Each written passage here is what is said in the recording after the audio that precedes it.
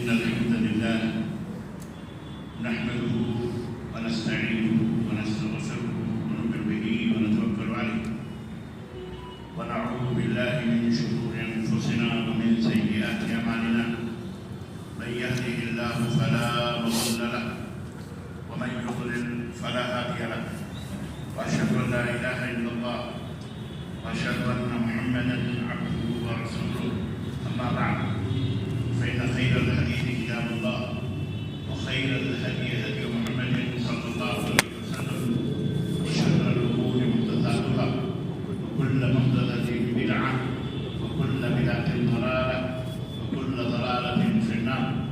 قال الله تبارك وتعالى: يا أيها الذين آمنوا اتقوا الله حق تقاته ولا تموتن إلا وأنتم مسلمون. يا أيها الناس اتقوا ربكم الذي خلقكم من نفس واحدة وخلق منها زوجها وبث منهما رجالا كثيرا ونساء واتقوا الله الذي تساءلون به والأرحام إن الله كان عليكم رقيبا.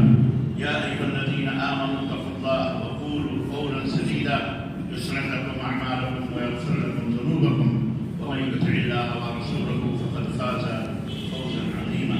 اللهم صل على محمد وعلى آل محمد كما صليت على إبراهيم وعلى آل إبراهيم إنك حميد مجيد.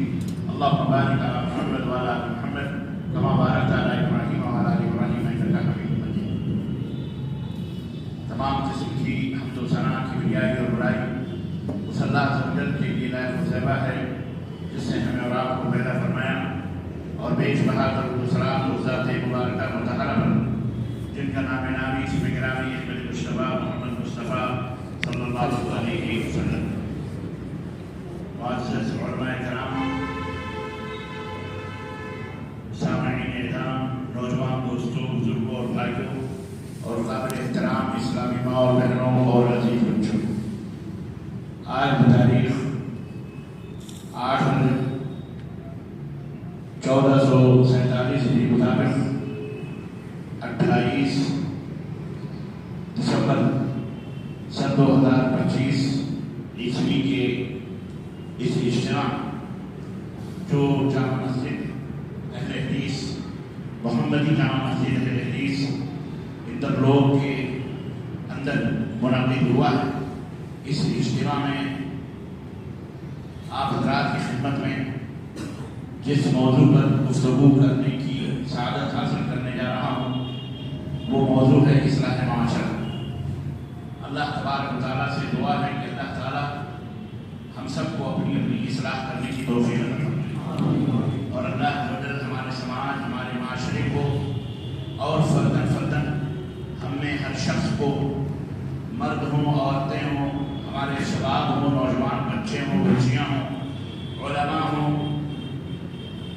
عوام ہوں، جو بھی ہوں، اللہ سب کی اصلاح فرمائے اور سب کو اپنی محبت عطا فرمائے اور اپنی رحمت و برکت عطا فرمائے اور اپنے نبی حضرت محمد رسول اللہ صلی اللہ علیہ وسلم کے طریقے پر چلنے کی توفیق عطا فرمائے. میرے لیے بڑی سعادت اور خوشی کی بات ہے کافی دنوں کے بعد انٹرلوک کی اس جامع مسجد میں حاضری کی سعادت حاصل کر رہا ہوں. اللہ کا شکر اور اس کا احسان ہے. میں مشکور و ممنون ہوں اپنے تمام برادران کا اور مسجد کے ذمہ داران کا جنہوں نے یہ موقع دیا اور بالخصوص ہمارے معین بھائی کا لونی والے جنہوں نے یہ پروگرام ترتیب دیا اور اپنے نوجوان دوستوں کو، بھائیوں کو لے کر کے اور یہ 4 روزہ دلی کا دورہ انہوں نے مرتب کیا. اللہ تبارک و تعالیٰ جن لوگوں نے بھی اس میں حصہ لیا ہے دامِ دل میں قدم سخنے، اللہ تبارک و تعالیٰ سب کی محنتوں کو قبول فرمائے اور اللہ سب کو اس کے عوض میں جنت عطا فرمائے. آمین یا رب العالمین. حضرات گرامی قدر، ابھی آپ حضرت مولانا کمالالدین ثناوری حفظہ اللہ سے احساس اور ذمہ داری اس موضوع پر اچھی گفتگو سماعت فرما رہے تھے. سارا معاملہ احساس ہے، سارا معاملہ غور و فکر کا ہے، سارا معاملہ انسان کی اپنی ذمہ داری کو فراموش نہ کرنے کا ہے. ہر انسان جیسا کہ اللہ کے رسول صلی اللہ علیہ وسلم نے فرمایا कुल्लुकुम राइन व कुल्लुकुम मसऊलुन अन रइयतिही, तुम सब के सब जिम्मेदार हो और अपनी अपनी जिम्मेदारियों के बारे में पूछे जाओ। ये अल्लाह तबारक व तआला का फज़ल है कि अल्हम्दुलिल्लाह अल्लाह अज़्ज़ व जल्ल ने हमें दीन इस्लाम जैसी नेमत अता फरमाई, और ये अल्लाह तबारक व तआला की अजीम नेमत है जिसकी काफ़ी ख़ुसूसियतें, उनमें सबसे बड़ी ख़ुसूसियत ये है कि ये इस्लाम कोई नया दीन नहीं है, बल्कि जब से हज़रत आदम अलैहिस्सलाम इस दुनिया में भेजे गए, उनको जो दीन दे के भेजा गया, जो तरीक़े ज़िंदगी दे के भेजा गया, जो तरीक़े इबादत दे के भेजा गया, जो हुस्न शऊर अता किया गया, जिसका इल्म अता किया गया और जिसके ऊपर ज़िंदगी गुजारने का उन्हें हुक्म दिया गया, वो वही दीन इस्लाम था। बाबा आदम अम्मा हव्वा वो यही दीन इस्लाम लेके दुनिया में आए और अपने आल औलाद को इसी दीन इस्लाम पर अमल करने और चलने की उन्होंने हिदायत अता फरमाई। और ये दीन चलता चलता आज आखिरी नबी हज़रत मोहम्मद रसूलुल्लाह सल्लल्लाहु अलैहि वसल्लम तक यही दीन इस्लाम आया। इसकी खुसूसियत तो एक ये है कि ये इंतहाई कदीम दीन है, इंतहाई कदीम दीन है, इंतहाई पुराना दीन है, ये कोई नया दीन नहीं है जैसा कि शयातीन हमारे भारत के चुगला और अवाम वो बयान करते हैं अखबारों के अंदर, मीडिया के अंदर, सोशल मीडिया हो, बरक़ी मीडिया हो, इलेक्ट्रॉनिक मीडिया हो या जनाब आली कागज़ी मीडिया हो, हर जगह यही बयान करते हैं कि ये दीन जो है दीन इस्लाम ये नया दीन है, मोहम्मदी दीन है, ये 1400 बरस पहले वाला दीन है। अस्तग़फिरुल्लाह। इसलिए सबसे पहली बात तो हमें अपने दिमागों में, जहनों में और आने वाली नस्लों के दिमागों में और बहन बेटियों के जहनों में ये बात डाल देनी है कि हम जिस दीन पे अमल कर रहे हैं ये वो दीन है जो हज़रत आदम का दीन था, और जब से आदमी इस दुनिया में है तब से ये इस्लाम इस दुनिया में मौजूद है। और जो आदम की औलाद है और आदम की औलाद हैं, जाहिर है कि वो इस हकीकत को समझते हैं और सबको समझना चाहिए, ये एहसास होना चाहिए कि अल्लाह तबारक व तआला ने सबसे पहला दीन, सबसे पहला इंसान जो इस दुनिया में पैदा किया, उसे अल्लाह अज़्ज़ व जल्ल ने जिस नेमत से सरफराज फरमाया और जिस दौलत से सरफराज फरमाया, जिसकी बिना पर वो मस्जूद मलाइक हुआ वो इंसान, जिसकी वजह से फरिश्तों पर उन्हें अजमत और उन्हें रुतबा और मकाम अता किया गया, उस इंसान को वो अल्लाह तबारक व तआला ने दौलत इस इंसान को अता की थी। बाबा आदम अलैहिस्सलाम जिनकी मुखालिफत पैदाइश के वक्त हज़रात फरिश्तों ने की थी, फरिश्तों ने मुखालिफत की थी। नहनु नुसब्बिहु बिहम्दिका व नुक़द्दिसु लक, हम तो अल्लाह तेरी तस्बीह और तहलील बयान करते हैं, तक़दीस बयान करते हैं, तो फिर इस इंसान को पैदा करने की क्या ज़रूरत है जो दुनिया के अंदर फित्न और फसाद पैदा करेगा, क़त्ल और खून और गारतगिरी पैदा करेगा। अल्लाह तबारक व तआला ने फरमाया था, इन्नी अअलमु मा ला तअलमून, जो मैं जानता हूँ वो तुम नहीं जानते। व अल्लम आदम अल अस्मा कुल्लहा, ये पहला नुक्ता है, पहला अहम है मसला है कि अल्लाह तबारक व तआला ने बाबा आदम को अपने हाथों से पैदा किया, रूह फूंकी, तो अल्लाह रब्बुल इज्जत ने उनको इल्म से सरफराज फरमाया, इल्म की दौलत अता फरमाई। व अल्लम आदम अल अस्मा कुल्लहा सुम्मा अरदहुम अलल मलाइका, इंसान पहला आदमी बनाए, आदम बल्कि आदम ही आदमी की बुनियाद है, आदम ही से मंसूब जितने भी इंसान हैं कौन है वो आदमी।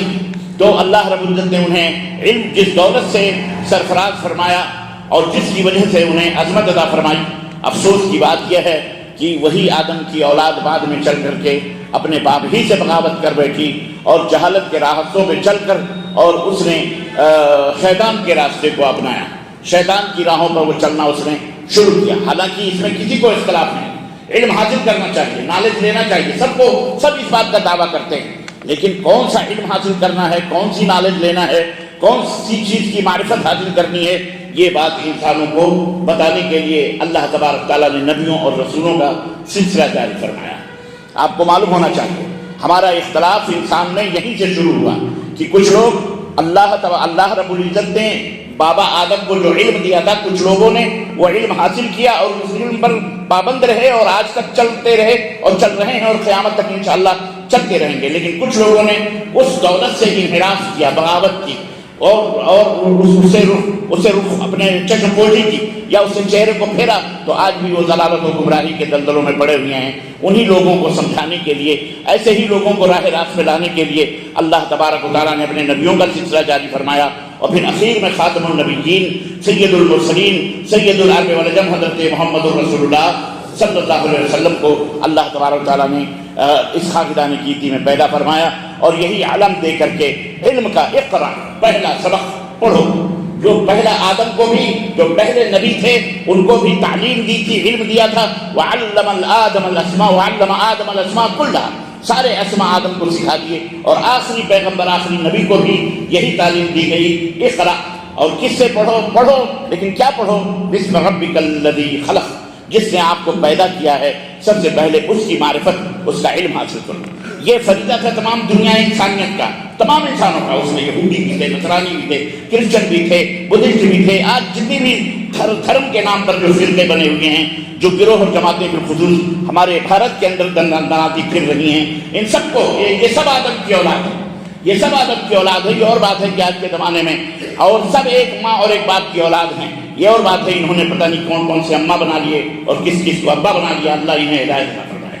تو یہ اسی علم اور معرفت سے دوری کی وجہ سے، تعلیم کی دوری کی وجہ سے آدمی چاند پہ تو پہنچ گیا، دعویٰ کر رہا ہے چاند پہ ہم پہنچ گئے، ہم نے کمندیں ڈال دی، ہم نے پتہ نہیں کیا کیا ایجادات کر دیے، لیکن اپنی ذات کے اندر خود سفر نہ کر سکا. خود کو وہ نہیں پہچان سکا کہ ہم کو کس نے پیدا کیا ہے اور ہماری شکل و صورتیں کس نے بنائی ہیں، ہم کیوں پیدا کیے گئے، ہماری ذمہ داری کیا ہے. یہ بات آج آدمی بھول چکا ہے. اس سبق کو یاد دلانا ہے. اس سبق کو یاد دلانے کے لیے اللہ تبارک تعالیٰ نے اللہ کے نبی کو پیدا کیا اور اللہ کے نبی کے صحابہ کو پیدا کیا، بنایا خاص طور سے، نبوت کی درسگاہ میں بٹھایا، نبوی مجلسوں میں وہ بیٹھے اور انہوں نے تعلیم حاصل کی. اور اللہ نے ان کو اور ان کے بعد آنے والے لوگوں کو اور قیامت تک آنے والی امت کو یہ پیغام دیا کہ کنتم خیر امۃ اخرجت للناس تأمرون بالمعروف وتنہون عن المنکر، کہ تمہیں ہم نے اس لیے پیدا کیا گیا ہے تاکہ تم لوگوں کو بھلائیوں کا حکم دو، برائیوں سے روکو اور بھلائیوں کے اوپر عمل کرنے کی ان کو دعوت دو، ان کو پیغام دو اور اللہ پر ایمان لاؤ. تو یہ ذمہ داری ہمیں اللہ رب العزت نے عطا فرمائی ہے. اللہ تبارک و تعالیٰ اسی ذمہ داری کو یاد دہانے یا اسی ذمہ داری کو یاد دلانے کے لیے اور اسی ذمہ داری کا احساس پیدا کرنے کے لیے یہ مجلسیں منعقد ہوتی ہیں اور یہ وعظ و نصیحت اور تذکیر.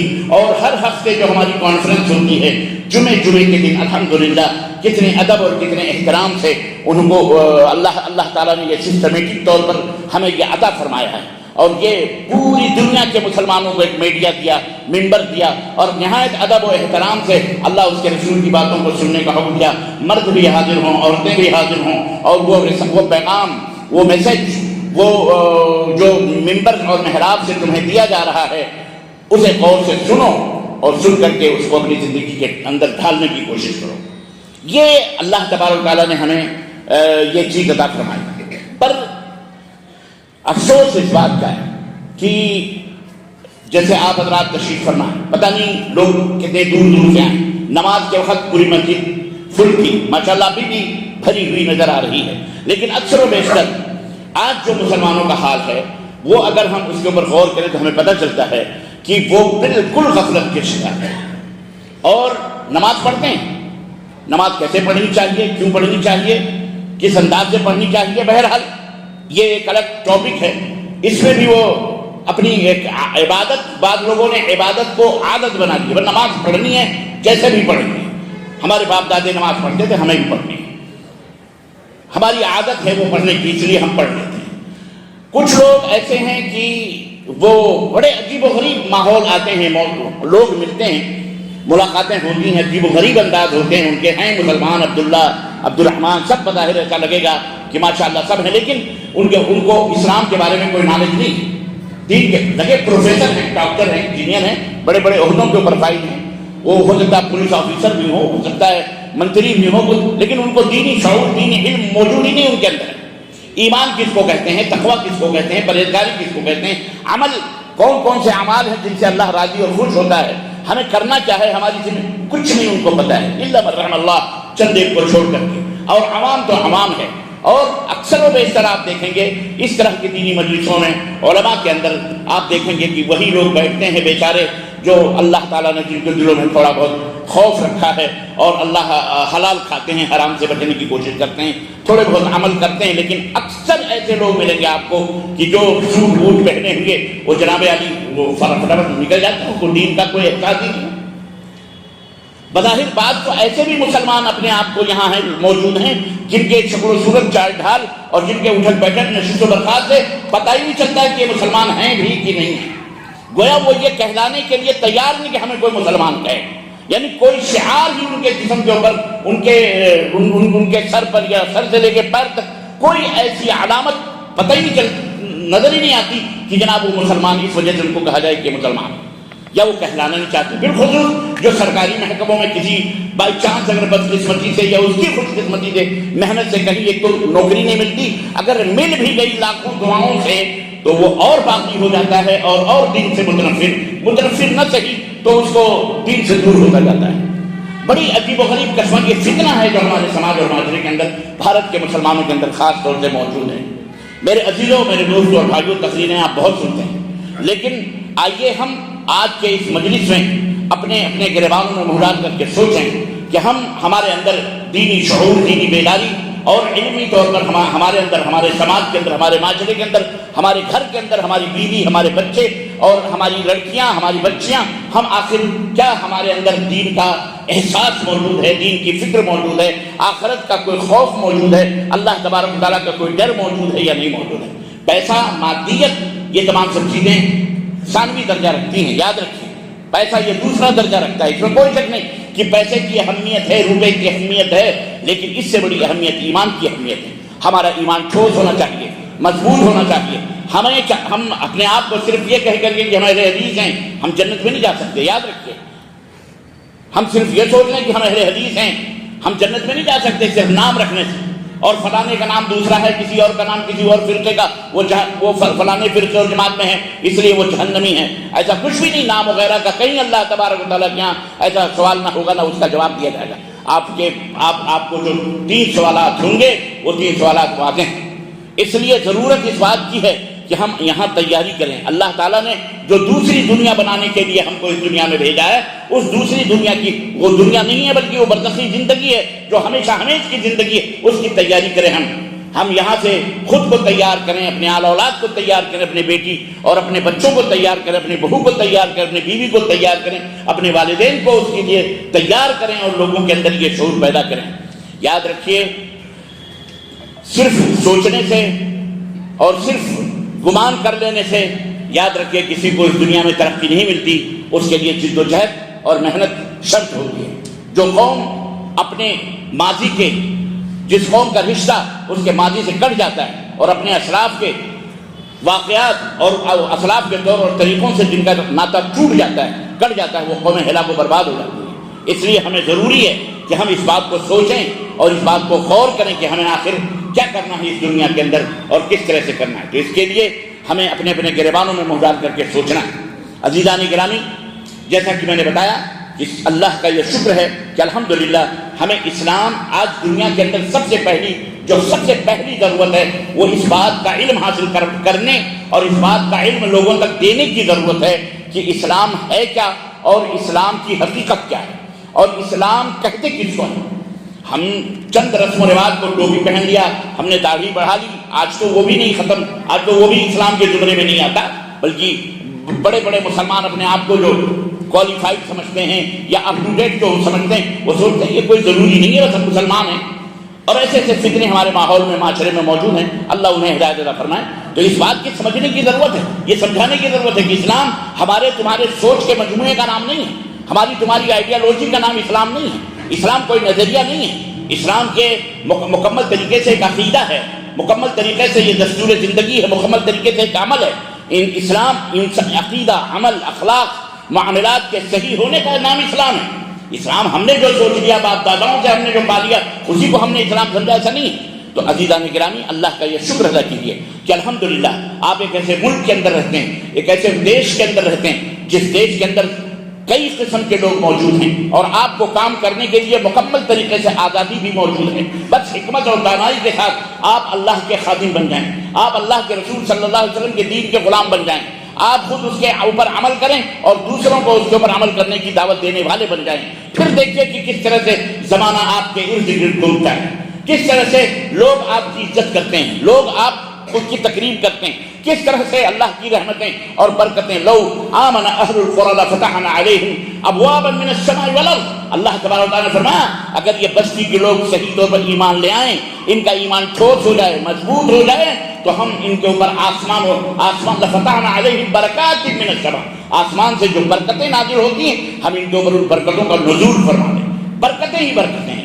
اللہ نے یہ نہیں کہا دولتیں دے دیں گے, دولت پانا الگ چیز ہے اور برکت ایک الگ چیز ہے. پیسے بہت سارے لوگوں کے پاس ہوتے ہیں, ان کے بینکوں میں بند ہوں گے, ان کی تجوریوں میں موجود ہوں گے, کروڑ کے مالک ہوں گے, لیکن عزیزان گرامی انہیں اللہ کے راہ میں خرچ کرنے کی ایک پائی کی بھی توفیق نہیں ہوتی ہے, انہیں حج کرنے کی بھی توفیق نہیں ہوتی, عمرہ کرنے کی بھی توفیق نہیں ہوتی, غریب اور مسکین کی مدد کرنے کی بھی توفیق نہیں ہوتی, سماج اور معاشرے کے اندر غربت کو ختم کرنے کے لیے, تعلیم و تعلم کو بڑھانے کے لیے اس میں خرچ کرنے کی توفیق نہیں ہوتی. لیکن ایک آدمی جو مڈل کلاس کا آدمی ہے, اللہ نے اس کے مال میں برکت دی ہے, وہ کماتا ہے, تھوڑا ہی کماتا ہے, لیکن تھوڑا اپنے بچوں کو کھلاتا ہے اور جمع بھی کرتا ہے, اللہ اسے توفیق دیتا ہے, وہ سال میں ایک عمرہ بھی کرتا ہے, زندگی میں حج بھی کر کے آتا ہے. پیسے نہیں ہیں, کم ہیں, اس کے باوجود میں اللہ نے برکت دی ہے.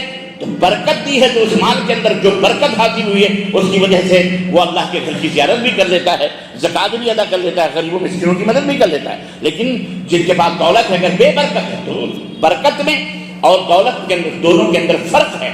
دولت کا بہت زیادہ ہونا یہ برکت کی دلیل نہیں ہے, اور آپ کے پاس پیسے کا کم ہونا یہ جناب علی اس بات کی بھی دلیل نہیں ہے کہ آپ کے پاس برکت نہیں ہے.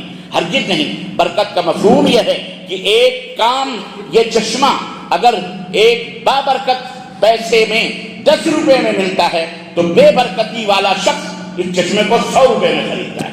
ایک بابرکت شخص وہ ہے جس کے بال بچے بیوی کبھی بیمار نہیں ہوتے, کبھی ہوئے بھی تو ادھر ادھر سے چند گولیاں کھا کے صحت مند ہو جاتے ہیں. لیکن ایک بے برکتی شخص وہ ہوتا ہے جو حرام طریقے سے دولت کماتا ہے اور اس کے مال میں برکت نہیں ہوتی, وہ سینکڑوں نہیں, لاکھوں نہیں, کروڑوں خرچ کرنے کے لیے ڈاکٹر کے پاس تیار رہتا ہے, لیکن اس کا مریض شفا نہیں پاتا ہے. تو یہ بے برکتی. تو اب یہ سب چیزیں اللہ تبارک و تعالیٰ کے اوپر نربھر ہیں, اور اللہ تبارک و تعالیٰ کے اوپر آدمی کو چھوڑنا چاہیے. ایک مومن کا جو سوچ ہے, ایک مومن کی جو فکر ہے, وہ کیا ہے؟ ان صلاتی و نسکی و محیای و مماتی للہ رب العالمین. سارے کی ساری چیزیں اللہ کے لیے, میرا مرنا, میرا جینا, میری نماز, میری قربانی, میرا اٹھنا, میرا بیٹھنا, یہ سب اللہ کی رضا کے لیے ہے, اللہ کی خوشی کے لیے ہے. تب اللہ تبارک و تعالیٰ کی رحمتیں و برکتیں ایسے شخص پہ نازل ہوتی ہیں. وَمَن يَتَّقِ اللَّهَ يَجْعَلْ لَهُ مَخْرَجًا وَيَرْزُقْهُ مِنْ حَيْثُ لَا يَحْتَسِبُ. جو اللہ سے تقوی اختیار کرتے ہیں, اللہ انہیں رزق ایسے راہوں سے دیتا ہے, ایسے راستے سے انہیں روزیاں ملتی ہیں کہ وہ سوچ بھی نہیں سکتا کہ وہ روزی کہاں سے اسے حاصل ہو رہی ہے. تو یہ ضروری, یہ ہے آپ نے ایمان کے اندر تقوی پیدا کریں, ایمان کے اندر پرہیزگاری پیدا کریں. ایمان آپ لے آئے, یا ایھا الذین آمنوا, اس کے بعد کہا گیا اتقوا اللہ, یا ایھا الذین آمنوا اتقوا اللہ. جگہ جگہ یہی ہے, اے ایمان والو تقوی اختیار, اے ایمان والو تقوی. ہم سوچتے ہیں ہم نے ایمان لیا بس کافی ہے, ہم نے کلمہ پڑھ لیا کافی ہے. نہیں, اسلام, مسلمان ہو گئے, کلمہ پڑھ لیا بس کافی ہے. حضرات, اس کی کیٹیگریاں ہیں, اس کے درجات ہیں. مسلمان ہونا ایک الگ چیز ہے اور مومن ہونا اس سے بھی الگ چیز ہے. مسلمان ہونا ایک الگ کیٹیگری ہے اور مومن ہونا اس سے بھی ایک الگ کیٹیگری ہے, دور سے بلند کیٹیگری. اور متقی ہونا اس مومن ہونے سے بھی الگ کیٹیگری ہے. قرآن کریم میں ہر جگہ جہاں جنت کا تذکرہ کیا گیا, جہاں کامیابی کا تذکرہ کیا گیا, جہاں اللہ کی نزدیکی کا تذکرہ کیا گیا, جہاں اللہ کی دوستی کا تذکرہ کیا گیا, جہاں اللہ سے محبت کا تذکرہ کہ اللہ کے محبوب بن جاؤ اور اللہ تعالیٰ کے اولیاء میں شامل ہو جاؤ, وہاں ہر جگہ ایمان کے بعد تقوی کا ذکر کیا گیا. کبھی آپ نے سوچا؟ تو خیر, یہ موضوع تو میں ابھی آپ کو بتاؤں گا. سب سے پہلے میں اسلام کی خصوصیت پہ سے جو میں یہ بات بتا رہا تھا کہ یہ اللہ تبارک و تعالیٰ نے اس اسلام کو اس دنیا کے اندر بھیجا ہے, اور یہ اسلام قیامت تک رہے گا, یاد انشاءاللہ تبارک تعالیٰ. اور اسے مٹانے والے مٹ جائیں گے، خراب برباد ہو جائیں گے اور مٹ گئے، کوئی اس کو مٹا نہیں سکتا۔ اللہ تعالیٰ اسے زندہ کرنے کے لیے اپنے بندوں میں سے ایسے زندہ لوگوں کو پیدا فرمائے گا، اور ایسے لوگ یاد رکھو، ایسے لوگ جو مردہ دل ہیں، جنہیں احساس ذمہ داری نہیں ہے، جو اسلام کو بس ایک ٹمپروری معاملہ سمجھتے ہیں، پرائیویٹ معاملہ سمجھتے ہیں، وہ یہ سوچتے ہیں کہ بھائی اسلام ہے، ہمارے باپ دادا مسلمان تھے، ہم بھی مسلمان ہیں، تو یاد رکھو ان کی وجہ سے اسلام کو کوئی نقصان بھی نہیں ہونے والا، ان کو خود نقصان ہے اس کے اندر، کیونکہ یہ دنیا میں بھی اسی طرح ذلیل و رسوا رہیں گے اور آخرت میں بھی مرنے کے بعد ان کو جہنم میں جانا پڑے گا۔ اس لیے یا ایھا الذین آمنوا ادخلوا فی السلم کافہ، ٹوٹل طور پر مکمل طریقے سے الف سے لے کر یا تک اسلام میں داخل ہونے کا حکم دیا ہے۔ یہ نہیں کہ ظاہری طور پر آپ دنیا کے رجسٹر میں آپ مسلمان ہو، باطنی طور پر آپ وہ سارے اعمال کریں جو بھارت کے غیر مسلمین کرتے ہیں، جو دنیا کے غیر مسلمین کرتے ہیں، کیا فائدہ ہے اسے اسلام سے؟ تو اس لیے اس کی سب سے بڑی دولت ہمارے پاس جو موجود ہے، اس نعمت کو سمجھیے کہ اللہ نے ہمیں یہ نعمت عطا فرمائی ہے، جس کی حفاظت ہم کو کرنی ہے، آپ کو کرنی ہے، اور آنے والی نسلوں کو کروانی ہے، اور کیسے کروانی ہے اس کے بارے میں آپ کو سوچنا ہے، غور و فکر کرنا ہے کہ ہم دین اسلام کی حفاظت کیسے کریں گے۔ اور یاد رکھو، اللہ کے دین کی جو لوگ حفاظت کرتے ہیں، اللہ بذات خود ان کی حفاظت کرتا ہے۔ ان تنصروا اللہ ینصرکم ویثبت اقدامکم، اللہ کی مدد کرو گے اللہ تمہاری مدد کرے گا۔ ہم اللہ کے خادم ہیں، ساری دنیا اللہ کے غلام ہے، یہ چاند، یہ سورج، یہ آسمان، یہ چونٹیاں دلوں کے اندر، یہ ہوائیں، یہ فضائیں، یہ مکھی، یہ مچھر، اللہ کی ادنا سے ادنا مخلوق، بڑی سے بڑی مخلوق جناب علی یہ بیکار نہیں ہیں، بلکہ سب اپنے اپنے وقت پر موجود ہیں۔ اللہ جب چاہے گا، جس وقت چاہے گا اپنا عذاب نازل کرنا، تو ان رحمتوں کو ہمارے لیے، اپنے بندوں کے لیے، دنیا والوں کے لیے، کسی کے لیے وہ باعث عذاب بنا دے گا۔ یہی پانی باعث رحمت ہے، باعث رحمت ہے، لیکن یہی بارش اگر اللہ تعالیٰ روک لے تو ہمارے لیے یہی عذاب بھی ہے، یا اسی کو بہت زیادہ کر دے تو ہمارے لیے یہی باعث عذاب بھی ہے۔ کہ بستیوں کی بستیاں آپ نے دلی کے اندر دیکھی ہوں گی، یہ جناب علی راستوں بہ گئے، نہ جانے کیا کیا، کچھ دنوں پہلے کی بات ہے، سیلاب آیا، کشتیاں چلنے لگی، جناب یہ اللہ تبارک تعالیٰ کا عذاب ہے۔ تو عرض کرنے کا مطلب یہ ہے کہ یہ سارے مسلمان ہیں، یہ سارے فرمانبردار ہیں، اور مسلمان کہتے اسی کو ہیں، فرمانبردار جو ہوتا ہے اسی کو مسلمان کہتے ہیں۔ اسلام کے دو معنی، اسی طرح مسلمان کے بھی دو معنی۔ اسلام کا ایک معنی ہے اپنے گردن کے اندر قلادہ پہننا، اپنے گردن کے اندر پٹا باندھنا، یعنی غلام، جیسے آپ جانوروں کے گلوں میں پٹے باندھ دیتے ہیں تو جانور کس طرح سے آپ کے ہاتھوں میں رہتا ہے، یا بیل یا گائے جو ہوتی ہے اس کی ناک میں نکیل ڈال دیتے ہیں۔ عرب اسی کو ناقۃ مسلمہ، فرما بردار اونٹنی، جب اس کے ناک میں نکیل ڈال دی جاتی تھی تو عرب اس اونٹنی کو ناقۃ مسلمہ کہتے تھے، فرما بردار اونٹنی ہے۔ جب چاہا کھڑا کیا، جب چاہا بٹھایا، جب چاہا چلایا، جب چاہا اٹھایا، جب چاہا سواری لا دی، جب چاہا اس کے اوپر بیٹھے، وہ فرما بردار، ناک میں نکیل پڑی، یعنی مالک کی فرما بردار ہے۔ اسی سے مسلمان بھی ہے، اسلام بھی ہے، فرما برداری کرنے والا، یعنی اپنے اللہ کی فرما برداری کرنے والا، اس کی خواہشات، اس کی طبیعت، اس کی چاہت، اس کی سوچ، اس کی فکر کچھ بھی نہیں، سب کچھ اللہ عز و جل کے فرمان کے تابع ہونا چاہیے، اللہ عز و جل کے فرمان کے تابع ہونا چاہیے۔ فرما بردار اس کو کہتے ہیں مسلمان۔ اور دوسرا معنی ہے سلامتی کے، امن اور سلامتی کے، یعنی مسلمان کا معنی ہے، مسلم کا معنی ہے امن و سلامتی والا، امن و سلامتی پھیلانے والا۔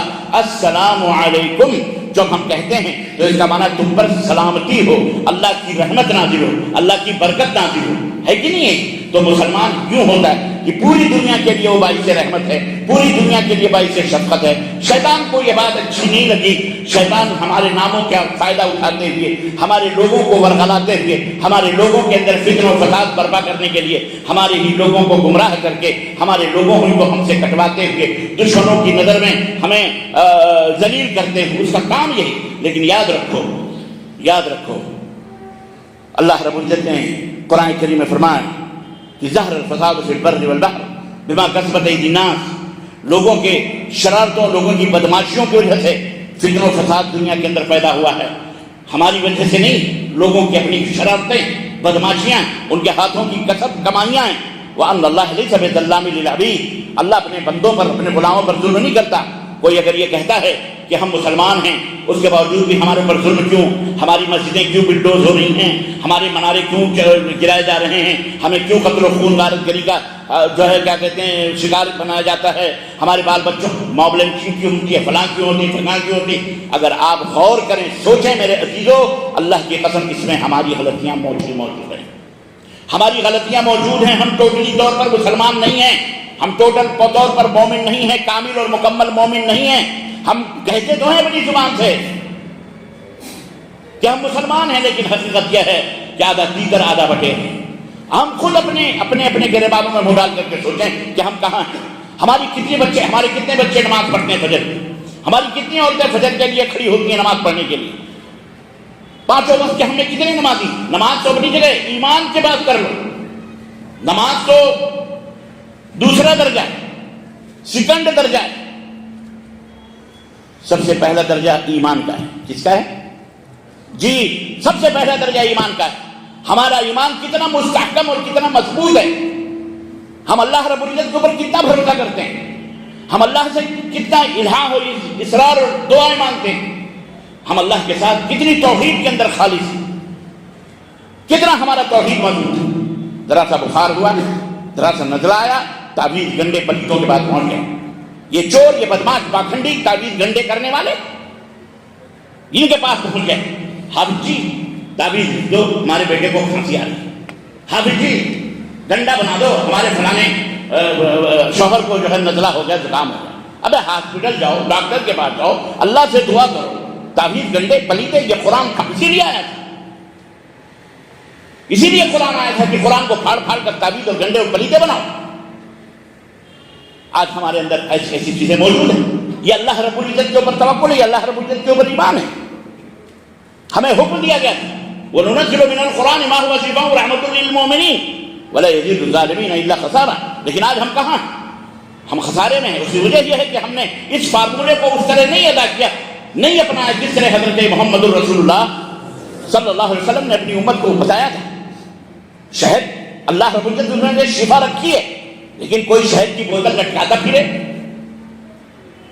شہد کی بوتل لٹکا کے پھرے اور کہے کہ ہم کو شفا ہو جائے تو اسے شفا مل جائے گی۔ کوئی بھی آدمی کہے گا ظالم اس کو لٹکایا کیوں؟ وہ کہے نہیں قرآن میں لکھا ہوا اس میں شفا ہے۔ ابے تو لٹکانے سے شفا تھوڑی ملے گی بھائی، اس بوتل کو کھول کے اس کو پی، اس میں شفا ہے۔ قرآن کو کھول کے پڑھ، اس کو لٹکانا، تعویذ بنانا، گنڈا بنانا یہ اسلام میں نہیں ہے کہ لٹکا کے تو آج ہمارے اندر ایسے لوگ بھی موجود ہیں۔ وہ تمام شرکیہ اعمال ہمارے اندر موجود ہیں۔ ایمان ہمارا ٹھوس کہاں ہے، مضبوط کہاں ہے؟ 2 سال 4 سال ہوا، اولاد نہیں ہوئی، چلو بابا کے پاس، چراغ دلوئی کے پاس، ان کے پاس چلو، بابا نصیر الدین کے پاس چلو، بابا نظام الدین اولیاء کے دربار میں چلو، چادر چڑھاؤ، پھول چڑھاؤ، مٹھائیاں چڑھاؤ، فلاں چاروں طرف تو ہیں، دیکھ لو جس طرف نظر اٹھاؤ، پورے بھارت کے اندر جتنے بت کدے نہیں ہیں اتنے مزار آپ کو نظر آئیں گے۔ یہ مسلمان ہیں جنہیں دیکھ کر شرمائے ہو۔ اب آپ اس کے اوپر رو کہ چلاؤ کہ جناب علی مودی جی یہ کر رہے ہیں، فوجی جی یہ کر رہے ہیں، ڈھونگی جی یہ کر رہے ہیں، جو بھی یہ، تو کیا فائدہ اس کا؟ چلاتے رہو، کوئی فائدہ نہیں ہے اس کا۔ یہ ہمارے ہاتھوں کی کسب کمائیاں ہیں۔ اگر تم اللہ سے رشتہ توڑو گے تو اللہ اسی طرح سے تمہیں ذلیل کرے گا، رسوا کرے گا، اور تمہیں دنیا میں کوئی بچانے والا نہیں ہوگا، کوئی بچانے والا نہیں ہوگا۔ تو ایمان عقیدہ جو سب سے اولی چیز ہے، اللہ کے رسول صلی اللہ علیہ وسلم نے مسلمان کی بنیاد ہی، اسلام کی بنیاد ہی اسی توحید کے اوپر ایمان اور عقیدے کے رکھی ہے۔ اور ایمان اور عقیدے کے اندر بھارتی مسلمان ڈل رہے، 90% مسلمان شرک اور بدعت کے اندر ڈوبا ہوا جناب، 90% محبت کے نام پر، اس کے نام پر، اس کے نام پر، عقیدت کے نام پر۔ اس کی اصلاح کون کرے؟ آپ اہل حدیث اپنے آپ کو کہتے ہیں، لیکن آپ بھی اور ہم بھی اپنے اپنے گریبانوں میں منہ ڈال کر سوچیں کہ ہم کیا واقعی قرآن و حدیث کے اوپر ڈٹ کر کے موجود ہیں؟ کس کو کہتے ہیں قرآن و حدیث؟ لمبی داڑھی کر لیا آپ، نماز کے گھٹے رگڑ کے کلمہ اہل حدیث ہو گئے، ہاتھ یہاں باندھ لیے، زور سے آمین چلا لیے، ہو گئے آپ اہل حدیث۔ جس کا نام اہل حدیث کہتے ہیں، اسی کو اہل حدیث کہتے ہیں۔ حرام ہم کھائیں، چوری ہم کریں، سود ہم کھائیں، زنا ہم کریں، جہیز کے معاملات ہم ملوث ہوں، شادی بیاہ کے اندر لاکھوں کروڑوں روپے ہم خرچ کریں، ایک دوسرے کے حق حقوق کو غصب کریں، ہم کون سے اہل حدیث ہیں؟ جب بات کہتے ہیں تو اپنے لوگوں کو بڑی بری لگتی ہے، دوسروں کو کہو تو بڑے بگڑے بجاتے ہیں، لیکن جب اپنے اوپر کہیں تو مولانا ذرا یار موضوع کے مطابق تقریر نہیں کی، ابھی موضوع یہی ہے ہمارا۔ پہلے ہم سمجھیں، سدھریں. ہمارے اندر اصلاح کی ضرورت ہے، ہماری عورتوں کے اندر اصلاح کی ضرورت ہے. بے پردہ ہم گھماتے ہیں اپنی عورتوں کو. ہماری بہو بیٹیاں کالج یونیورسٹی میں پڑھتی ہیں بے پردہ، نہ جانے کیا کیا ہوتا ہے. ہم سب جانتے ہیں. آج کل طوائفوں کے کوٹے خالی ہو چکے ہوں گے، کالج یونیورسٹی اسی لیے بنائے گئے. کبھی سوچا آپ نے؟ آپ اس دنیا کے معمار ہیں. آپ اللہ کی اس زمین کو خوشبوؤں سے معطر کرنے والی قوم ہیں. آپ کو اللہ تبارک تعالیٰ نے اسلام کی نعمت اس لیے نہیں عطا فرمائی کہ آپ اپنی طرح پٹیر بنے، بلکہ آپ کو مکمل طریقے سے اسلام کے اندر داخل ہونے کا حکم دیا گیا کہ مکمل طریقے سے اے لوگوں ایمان لاؤ اور تقویٰ اور پرہیزگاری اختیار کرو. اسلام کو اپناؤ، اسلام کو لوگوں تک پہنچاؤ. آج ہمارے ساتھ بزنس کرنے والا غیر مسلم بھائی ہمارا جو ہی ہے بھارت کا، دیکھ کر کے ہم کو مسلمان نہیں ہوتا. کیوں؟ اس لیے کہ شراب ہم اس کے ساتھ پیتے ہیں، بیڑی سگریٹ اس کے بعد پیتے ہیں، پان گٹکے تمباکو اس کے ساتھ ڈھکیلتے ہیں، شادی بیاہ میں ہم بے حیاں برائیاں اس کے ساتھ شیئر کرتے ہیں، اس کے شادی بیاہ وہ ہمارے شادی بیاہ ہیں، ولیمے میں لاکھوں کروڑوں روپے ہم خرچ کرتے ہیں. بڑے بڑے مولوی، بڑے بڑے اہل حدیث دوسروں کو چھوڑو بیچارے. ہوتا ہے کہ نہیں ہوتا؟ بولو کہ نہیں لیتے آپ کے یہاں جہیز اہل حدیثوں میں یہاں کاروبار نہیں ہوتا؟ بولو ہوتا ہے. مبارک ہو آپ کے لیے، مبارک ہو. جہیز دینے والوں تمہیں بھی مبارک، اور لینے والے فقیروں تمہیں بھی مبارک. قیامت کے دن کمر توڑ جائے گی، کمر. اللہ کے نبی نے فرمایا کہ اگر تم نے ایک سکہ بھی، چونی بھی کسی کی دی ہوگی، وہ چونی بھی اللہ کے یہاں حاضر کرنا پڑے. اتدرون من اللوث المفلس، میرے صحابہ میری امت کا کنگال کنگلا کون ہے تمہیں پتا ہے؟ قالوا من لا درہم له دینار، یا رسول اللہ جس کے پاس دینار و درہم نہ ہو وہ کنگلا ہے، وہ فقیر ہے، وہ خلاص ہے. قال لا، آپ نے فرمایا نہیں، حاجی صاحب ہیں، نمازی صاحب ہیں، نماز سے گھٹتے ہیں، ماشاءاللہ زندگی بھر خانے کعبہ کے طواف میں گزرے،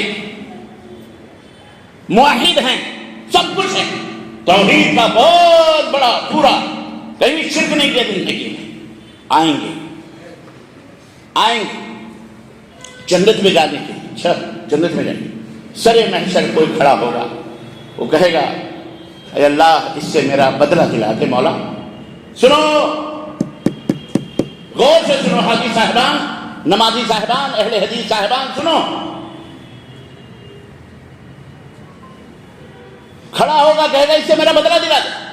اللہ فرمائے گا تیرا بدلہ دے بھائی، اس کا بدلہ دے. کیا ہے؟ کیوں؟ وہ بندہ کہے گا شتمنی ھذا، اے اللہ اس نے مجھے گالی دی تھی دنیا میں، مجھے گالی کا بدلہ. اب دلی والے تو ایک سے ایک برانڈ کے گالیاں ایجاد کر کے بیٹھے ہیں. اللہ کی قسم آپ جامع مسجد چلے جائیے، قرآن کے بھی اتنے حافظ نہیں ملیں گے جتنے برانڈ کی گالیاں. اوئے ہوئے اعوذ باللہ، یعنی گالی بھی شرماتی ہو. شیطان کو بھی حیا ہے، چھوڑ کے بھاگ گیا یار، یہ تو ہمارا بھی ابا نکلا. ایسی ایسی گالیاں. ابھی راستے میں ہم آ رہے تھے، کار سے اتری، ایسی گالی کا ایک جھونکا کانوں میں گزرا. اعوذ باللہ. سوچیے آپ، غور کیجیے.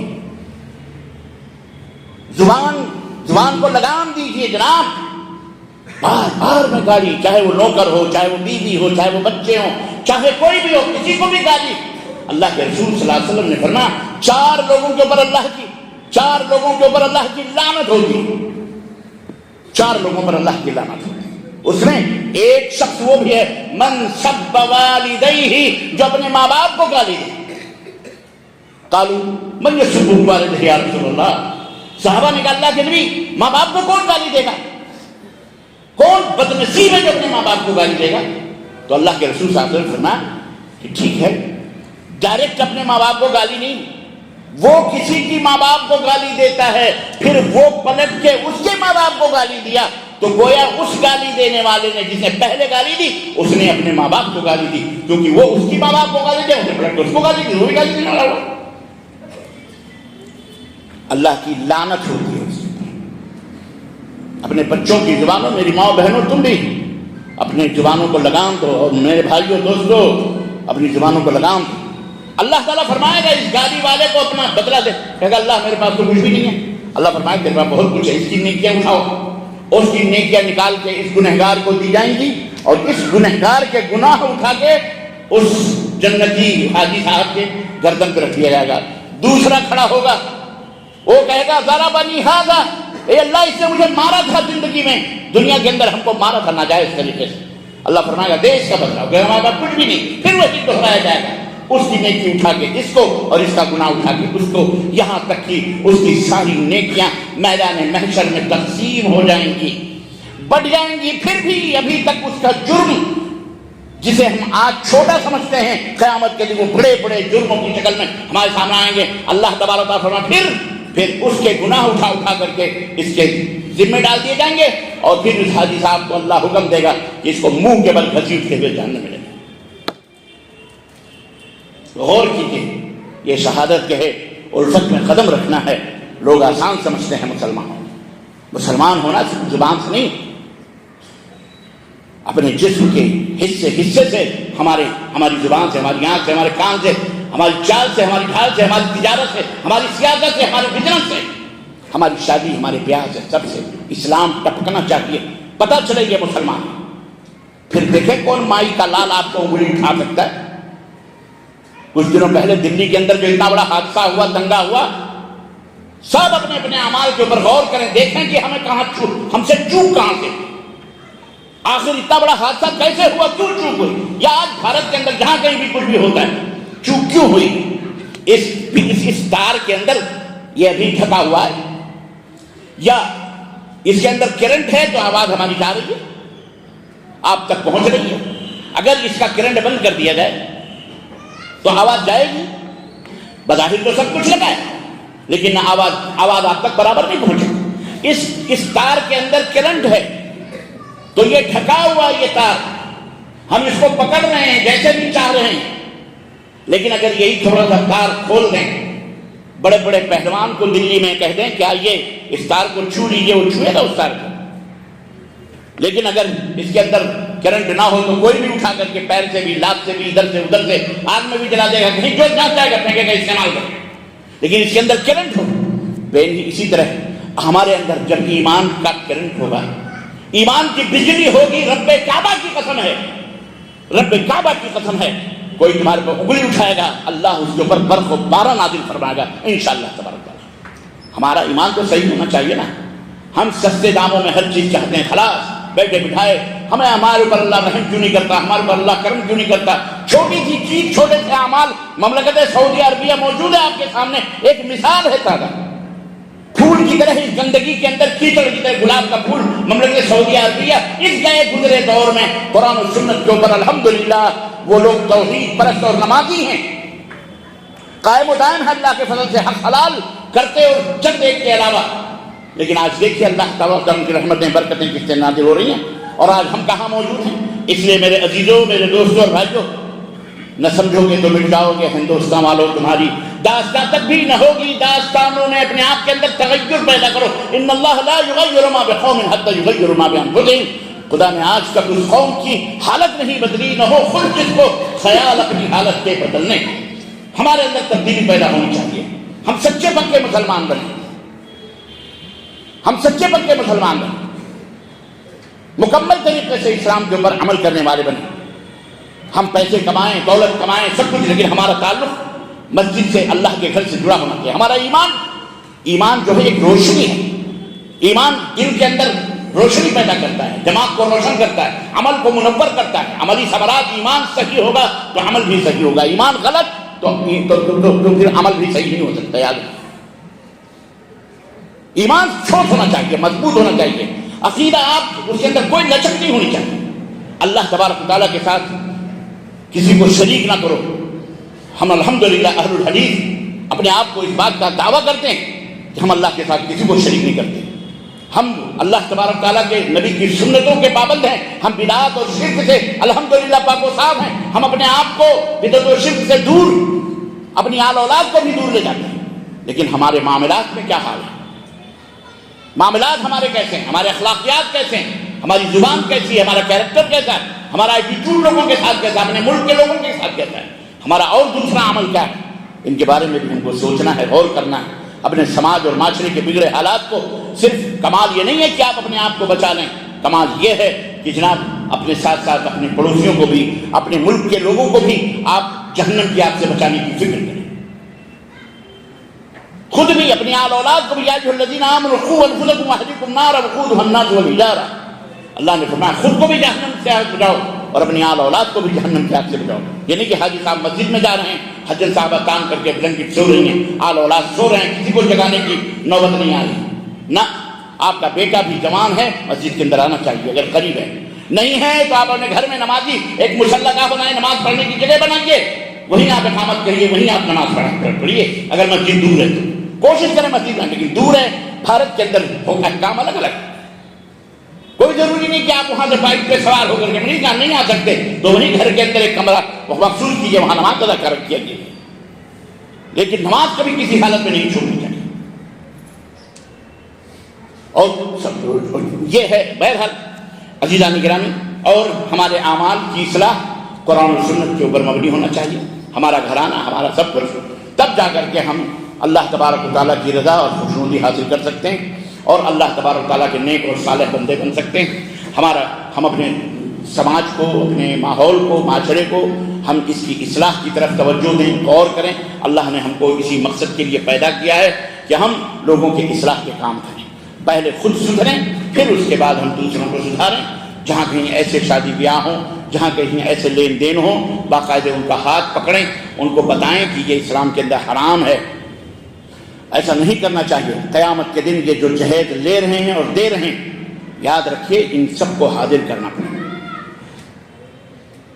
ایک ایک پائی جو آپ نے دیا ہے وہ بھی، اور جس نے دیا ہے وہ بھی، یہاں قیامت کے دن حاضر کرنا پڑے گا. وہ صوفے، وہ پلنگ، وہ چپلیں، وہ بسترے، وہ تکیے، وہ روپے، 50-50 لاکھ. ہمارا بیٹا ڈاکٹر ہے، ہماری بیٹی فلاں. بیٹی تو بیٹی والا بھی کہتا ہے کہ بیٹی والا بھی کم نالائق نہیں ہوتا. وہ کہتا ہے ہم نے اپنی بیٹیوں کو ایسی شادی کی شان سے کی تو اس کی کیوں نہ کریں، تو اس کو نہیں کریں گے تو وہ ناراض ہو جائے گی، تو اس میں وہ مرا جا رہا ہے. یہ شان، یہ نخرے، یہ تمام سب یہاں دنیا میں دکھا لو، آخرت میں تمہیں یہ تمہارے بیٹوں کا حق ہے. اگر آپ نے 25 کروڑ یا 20 لاکھ 25 لاکھ آپ نے اپنے ایک بیٹے کو دیا ہے نا، تو یاد رکھو تمہارے 4 بیٹے 4 بیٹیاں ہیں، ان کو بھی 25-25 لاکھ دو، اور نہیں دو گے تو قیامت کے دن اگلنا پڑے گا. یہ ظلم ہے تمہارے بچوں کو، ظلم نہ کرو. اور اپنی بیٹیوں کو اپنے مال میں حصہ دو، وصیت کر کے جاؤ، نہیں تو بانٹ کر کے جاؤ. نہیں وصیت کر کے بانٹو گے تو برابر برابر حصہ لگے گا. 100 روپے میں 25 لڑکے کو تو 25 لڑکی کو. لیکن اگر مرنے کے بعد اگر آپ کو الحمدللہ مرنے کے بعد اگر آپ کی وراثت تقسیم ہوگی تو جیسا ذکر مثل حظ الانثیین، دو لڑکیوں کے 2 حصوں کے برابر ایک لڑکے کو ملے گا. سمجھ رہے؟ 3 حصے ہوں گے، 2 حصے لڑکوں کے، 1 حصہ لڑکی کا ملے گا. یہ وراثت تقسیم ہوگی، لیکن ایسے ہی آپ کو برابر سب کو تقسیم کر کے جانا ہے. تو عزیزان گرامی، بہرحال اپنے گھروں کو، اپنے بال بچوں کو، اپنے ماحول کو، اپنے ملک کو، ان سب کو آپ کو دیکھنا ہے. اور آپ دہلی کے اندر رہ رہے ہیں، آپ قلب ہندوستان میں. دہلی یا دلی یہ پورے بھارت کا دل ہے. آپ کی ذمہ داری یہاں عام لوگوں سے بہت زیادہ بنتی ہے. آپ کا فرض ہے کہ آپ اپنی گاڑی کمائیوں سے آپ اپنے بال بچوں کی فیوچر کو بنائیں. تعلیم و تعلم کا یہ شہر ہے الحمدللہ. اپنے بچیوں کے لیے پردے کے ساتھ، اسلامک سسٹم کے ساتھ بہترین نظام قائم کریں. انہیں ڈاکٹر بنائیں، انہیں انجینئر بنائیں، انہیں بیرسٹر بنائیں، انہیں جج بنائیں، انہیں لائر بنائیں، انہیں ٹیچر بنائیں، انہیں پروفیسر بنائیں جناب علی. اور اپنے بچوں کو بھی انہیں جو ہے کیا کہتے ہیں، انہیں بھی لائر بنائیں، انہیں بھی جج بنائیں، بیرسٹر بنائیں، عالمہ بنائیں، فاضلہ بنائیں، عالم بنائیں، فاضل بنائیں، حافظ قرآن بنائیں. یہ تمام سب ہم سب کی ذمہ داری ہے. اور 2 روٹیوں میں سے 1 روٹی کم کھاؤ، 1 روٹی اپنے بچوں کی تعلیم کے لیے وقف کرو.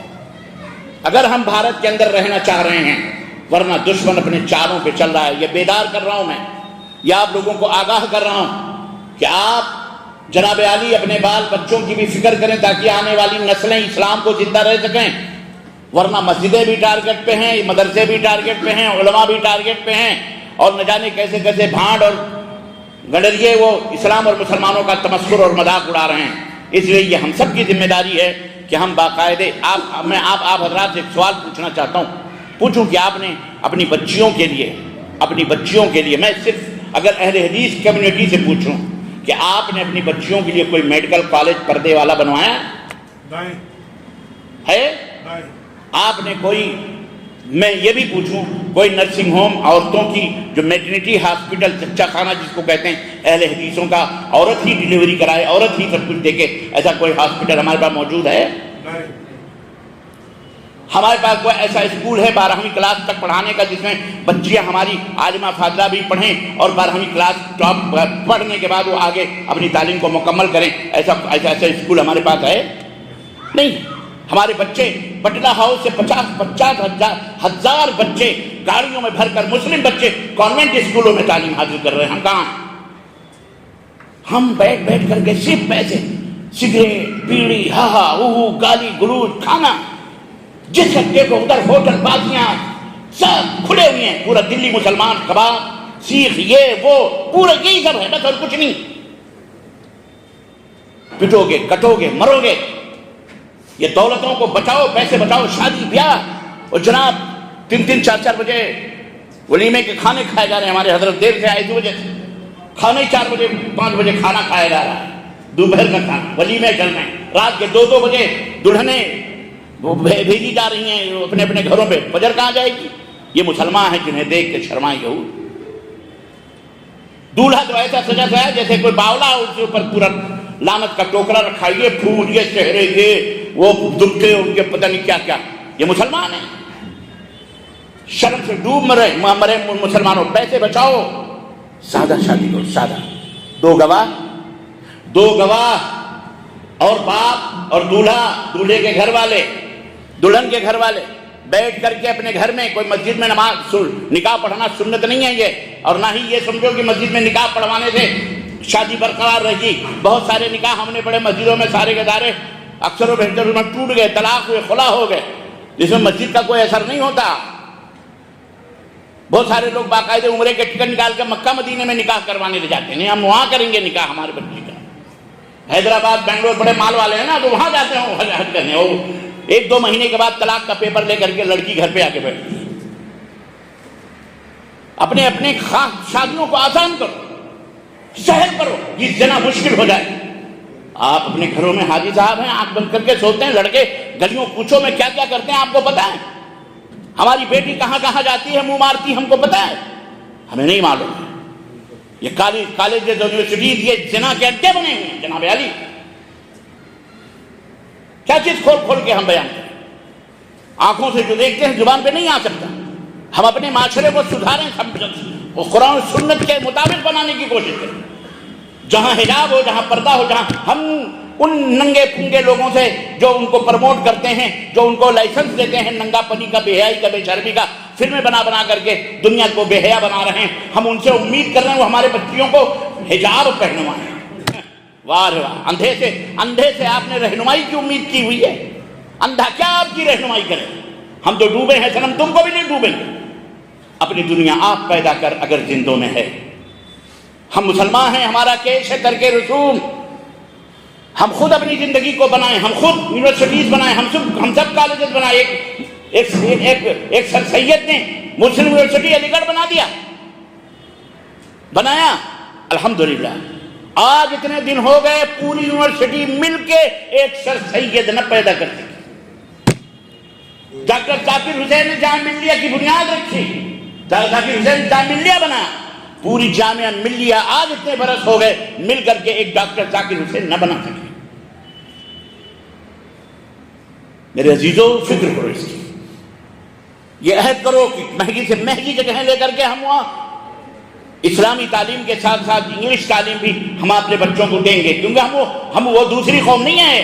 الحمدللہ ہم اس دنیا کے مسیح ہیں. ہر زبان ہماری ہے. ان کو سنسکرت بھی آنا چاہیے، ان کو ہندی بھی، ان کو اردو بھی، ان کو انگلش بھی، ان کو ہر زبان آنی چاہیے. ہم کو ہر زبان سیکھنی چاہیے. ہر زبان ہماری ہے. فرق نہ کریں. اردو شردو مسلمان کی نہیں ہے. معاف کرنا. ظالموں نے بٹوارا کر کے لے کے چلے گئے اور انہوں نے کیا کرا؟ ان کے سر پہ تو یہ ٹوکرا گندگی کا ڈال دیا گیا اور تہمت دے دی گئی تو ہی بانٹا ہے. ملک ایسے نہیں بٹا ہے. جس نے بانٹا ہے وہاں چپ چاپ یہاں گمنامی کا بیٹھ کر کے یہاں تسبیح بھاج رہے ہیں. انہوں نے بانٹا ہے. مسلمانوں نے ملک نہیں بانٹا اور یہی بانٹیں گے. یہی بانٹیں گے پھر دوبارہ، لیکن انشاءاللہ ہم بٹنے دیں گے، بولو ہم ان کو کاٹ دیں گے جو بانٹے گا ہمارے بھارت، بولو انشاءاللہ۔ بٹنے ہم بھارت کو نہیں دیں گے، یہ ہمارا ملک ہے۔ کس کا ملک ہے؟ ہاں، سبھی کا خون ہے شامل یہاں کی مٹی میں، کسی کے باپ کا ہندوستان تھوڑی ہے۔ جو آج صاحب مسند ہیں کل نہیں ہوں گے۔ ہاں، ناچ لو کتنا ناچنا ہے بیٹا، ہم انتظار کر رہے ہیں اس دن کا انشاءاللہ جب تم خود ذلیل و رسوا ہو کر یہاں سے جاؤ گے۔ جو آج صاحب مسند ہیں کل نہیں ہوں گے، کسی کے باپ کا ہندوستان تھوڑی ہے۔ ہاں، اس لیے سب کا یہ ہمارے اللہ کا ملک ہے۔ کس کا ملک ہے؟ اور سنو ایک بات یاد رکھو، اسلام کسی کو حکمرانی کی دعوت نہیں دیتا اپنے ماننے والوں، اسلام صرف اس بات کی دعوت دیتا ہے کہ تم اپنے اوپر فردن اللہ کی حکمرانی کو نافذ کرو، اللہ کی حکمرانی کو نافذ کرو۔ اللہ تعالیٰ تمہیں خود ہی اس زمین کا مالک بنا دے گا انشاءاللہ تبارک۔ ہم حکومتوں کے لیے نہ کوئی تقریر کرتے ہیں، نہ کوئی الیکشن کرتے ہیں، نہ کوئی ووٹ دیتے ہیں حکومت حاصل کرنے کے لیے نہیں، لیکن شیطان لوگوں کے اندر چلا چلا کے یہ کہہ رہا ہے یہ بچے زیادہ پیدا کرتے ہیں، بچے زیادہ پیدا کرتے ہیں تاکہ حکومت مل جائے۔ ان سے بتاؤ 47-57 سے زیادہ ملک ہم رکھتے ہیں الحمدللہ، ہمیں اب دوبارہ ملک کی خواہش ہے؟ بولو، ہم یہ چاہتے ہیں کہ سب اللہ کے غلام بن جائیں، تم بھی جنتی بن جاؤ، ہم بھی جنتی بنیں، تم بھی سرگباسی ہو، ہم بھی سرگباسی ہو۔ ہمارا مقصد زندگی ہے، ہمارا مقصد زندگی جبرن کسی کو اسلام یا مسلمان میں داخل کرنا نہیں ہے۔ ہم تو اپنے آپ میں مرے جا رہے ہیں، ہمارے اپنے ہی ہمارے گریبان پکڑ پکڑ کر کے نوچ رہے ہیں، ہمیں آپس ہی میں ہمیں ایک دوسرے مسجدوں کے ہی بغل میں مسجد ہے وہ ہمیں مسلمان نہیں سمجھتا ہے۔ ہم کیا کریں؟ ہم تو اپنے ہی آپ رو رہے ہیں، ہم اپنے آپ پریشان ہیں۔ اور مسلمانوں کو چاہیے کہ میرے عزیزوں یہ آواز پورے مسلمانوں تک پہنچے، صرف اہل عزیزوں تک نہیں۔ اس مسجد کے دروازے تو خیر سب کے لیے ہمارے کھلے رہتے ہیں، لیکن یہ باتیں جلسے تقریریں جناب علی سڑکوں پہ ہونی چاہیے تاکہ اپنے پرائے نمازی بے نمازی سارے حاضر، یا تو سارے نمازی بیٹھے ہوئے ہیں الحمدللہ، آپ انہی کو کھلا رہے ہیں من و سلوا، انہی کو پلا رہے ہیں، انہی کو موٹیویٹ کر رہے ہیں، انہی کو موٹا بنا رہے ہیں، اور باقی بیچارے جو محروم ہیں وہ محروم ہی ہیں، روڈوں کے اوپر گھوم رہے ہیں۔ اس لیے ایسے پروگرام آپ پنڈالوں میں جیسے شادیاں لیتے ہیں پنڈالوں میں کروائیں، لوگوں کو جمع کریں، محنت کریں، یہ ہے کام ہمارا اس دنیا کے اندر کرنے کا۔ ابھی ہم کسی بہت بڑی مصیبتوں سے دوچار نہیں ہوئے ہیں، بہرحال اس طرف دھیان دینے کی ضرورت ہے، اور انشاءاللہ تبارک تعالیٰ ہم ضرور اس طرف دھیان دیں گے انشاءاللہ تعالیٰ، اور اس کے اوپر عمل کریں گے، اور علماء کو بلا بلا کے درس و تدریس کے سلسلے جاری رکھیے تمام مساجد کے اندر، پوری دلی کے اندر، اور اپنے اندر یونٹی پیدا کیجیے، اپنے اندر اتحاد پیدا کیجیے، تمام کم از کم اہل حدیث آپس کے اندر اتحاد پیدا کریں، اتفاق پیدا کریں، اپنی رنجشوں کو، دلوں کی کدورتوں کو، بغض و حسد کو ختم کریں، اور آپس میں مل جل کر کے رہیں۔ ہم سب ایک برادری ہیں، ہمارے اندر کوئی ذات پات، کوئی اونچ نیچ نہیں ہے، یہ دنیا والوں کو بھی بتائیں، نہ کوئی خان، نہ کوئی پٹھان، نہ کوئی مرزا، نہ کوئی شیخ، نہ کوئی سید، یہ تو سید بھی ہو، مرزا بھی ہو، افغان بھی ہو، تم سبھی کچھ ہو، بتاؤ کہ مسلمان بھی ہو، شادیاں ایک دوسرے سے کریں، ہم سب بابا آدم کی اولاد ہیں، ہمارا باپ ایک ہے، ہماری ماں ایک ہے۔ اللہ کے نبی نے فرمایا لا فضل لعربی علی عجمی، کسی عربی کو عجمی پر، یا کسی عجمی کو کسی عربی پر، کسی کالے کو کسی گورے پر، کسی گورے کو کالے پر، کوئی فوقیت، کوئی مقام، کوئی رتبہ نہیں ہے۔ کلکم من آدم و آدم من تراب، تم سب آدم کی اولاد ہو اور آدم مٹی سے بنائے گئے، ہم سب آدم کی اولاد ہیں۔ الحمدللہ ہمارا اللہ ایک ہے، ہمارا قبلہ ایک ہے، ہمارا کعبہ ایک ہے، ہمارے رسول ایک ہیں، ہمیں بھی ایک ہونا چاہیے انشاءاللہ تبارک تعالیٰ۔ خاص طور سے شادی اور بیاہ کے موقع پر ہندو اور کافروں کی روش ہم اپناتے ہیں، ہماری مائیں بہنیں اپناتی ہیں، فلانے خاندان کی لڑکی، وہ اس کے برادری کی ہے، وہ فلانی ذات ہے، وہ فلانی ذات ہے، یہ تمام سب کیڑے نکالتے ہیں۔ کسی کی نسبتیں کسی کو موقر نہیں بنا سکتی، کسی کی نسبت یا کسی تعلق سے وہ انسان معزز اور محترم نہیں ہوتا۔ یاد رکھیے، اگر نسبتیں کسی کو یا زمینیں کسی کو، ذات پات ہی کسی کو جنتی بنا دے تو ابو لہب اور ابو جہل سب سے پہلے جنت کے سردار ہوتے، لیکن اللہ کے نبی کے خاندان کے ہونے کے باوجود بھی ان کے پاس ایمان نہیں تھا، اللہ کے نبی صلی اللہ علیہ وسلم کے اوپر ان کا ایمان نہیں تھا، اور وہ کہاں پہ ہیں؟ بولو، ابو لہب ابو جہل کہاں ہیں؟ جہنم کے اندر. نسبتیں نہیں کسی کو مقدس بناتی. ذات بات کسی کو اللہ نے فرمایا ان اکرمکم عند اللہ اتقاکم. تم میں اللہ کے نزدیک سب سے زیادہ نیک اور شریف آدمی وہ ہے جو اللہ سے سب سے زیادہ ڈرنے والا ہے. تو آپس میں اتحاد پیدا کرو, مساوات اور برابری پیدا کرو, صرف زبان سے نہیں, عمل کے ذریعے ایک دوسرے کو اپنی بیٹیاں دو, ایک دوسرے سے اپنی بیٹیاں پیاؤ. وہ پنجابی ہے, وہ فلانی ہے, وہ دہلوی ہے, وہ ایرانی ہے, وہ تورانی ہے, وہ فلانی ہے, وہ شیخ, وہ سید, وہ مرزا فلان. یہ کیا ناٹک بندی کر رکھی آپ نے؟ لڑکیاں جوان ہو گئیں, دوسرے غیر مسلموں کے ساتھ بھاگ بھاگ کے جائیے. دہلی کے پولیس اسٹیشنوں پہ باقاعدے فوٹوز کے ساتھ جناب عالی اعلانات نکلے ہیں. 3 مہینے تک یا 2 مہینے تک وہ اعلان رہتے ہیں کہ لڑکی آئی ہے, اگر کسی کی ہے تو آ کے لے لے, نہیں تو غیر مسلم کے ساتھ اس کی شادی ہو جائے گی. ہمیں نہیں سمجھ آتی کون اس کا ذمہ دار ہے؟ ہم سب ذمہ دار ہیں. اس لیے ہمیں اس بات کا احساس ہمارے دلوں میں ہونا چاہیے. جب احساس مردہ ہو جاتا ہے تو پھر یوں سمجھ لیجیے کہ مرد ناداں پر پھول کی پتی سے کٹ سکتا ہے ہیرے کا جگر, مرد ناداں پر کلام نرم و نازک بھیج. اپنے من میں ڈوب کر پا جا سراغ زندگی, تو اگر میرا نہیں بنتا نہ بن, اپنا تو بن. اس لیے یہ ٹوٹی پھوٹی متفرق نصیحتیں ہم سب کے لیے اللہ تعالیٰ کہنے والے اور سننے والے سب کو کہنے اور سننے زیادہ عمل کی توفیق عطا فرمائے, اور اللہ عز و جل قرآن و سنت کے مطابق ہمیں عمل کرنے کی توفیق عطا فرمائے, اور ہمیں تعلیم اور تعلم کی بیداری ہمارے اندر اللہ پیدا فرمائے اور شعور عطا فرمائے, اور سارے مسلمانوں کو مومن موحد بنائے اللہ تعالیٰ.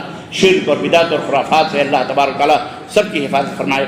آمین یا رب العالمین. وصلی اللہ علی نبینا محمد وعلی آلہ وصحبہ اجمعین. والسلام علیکم ورحمۃ اللہ وبرکاتہ.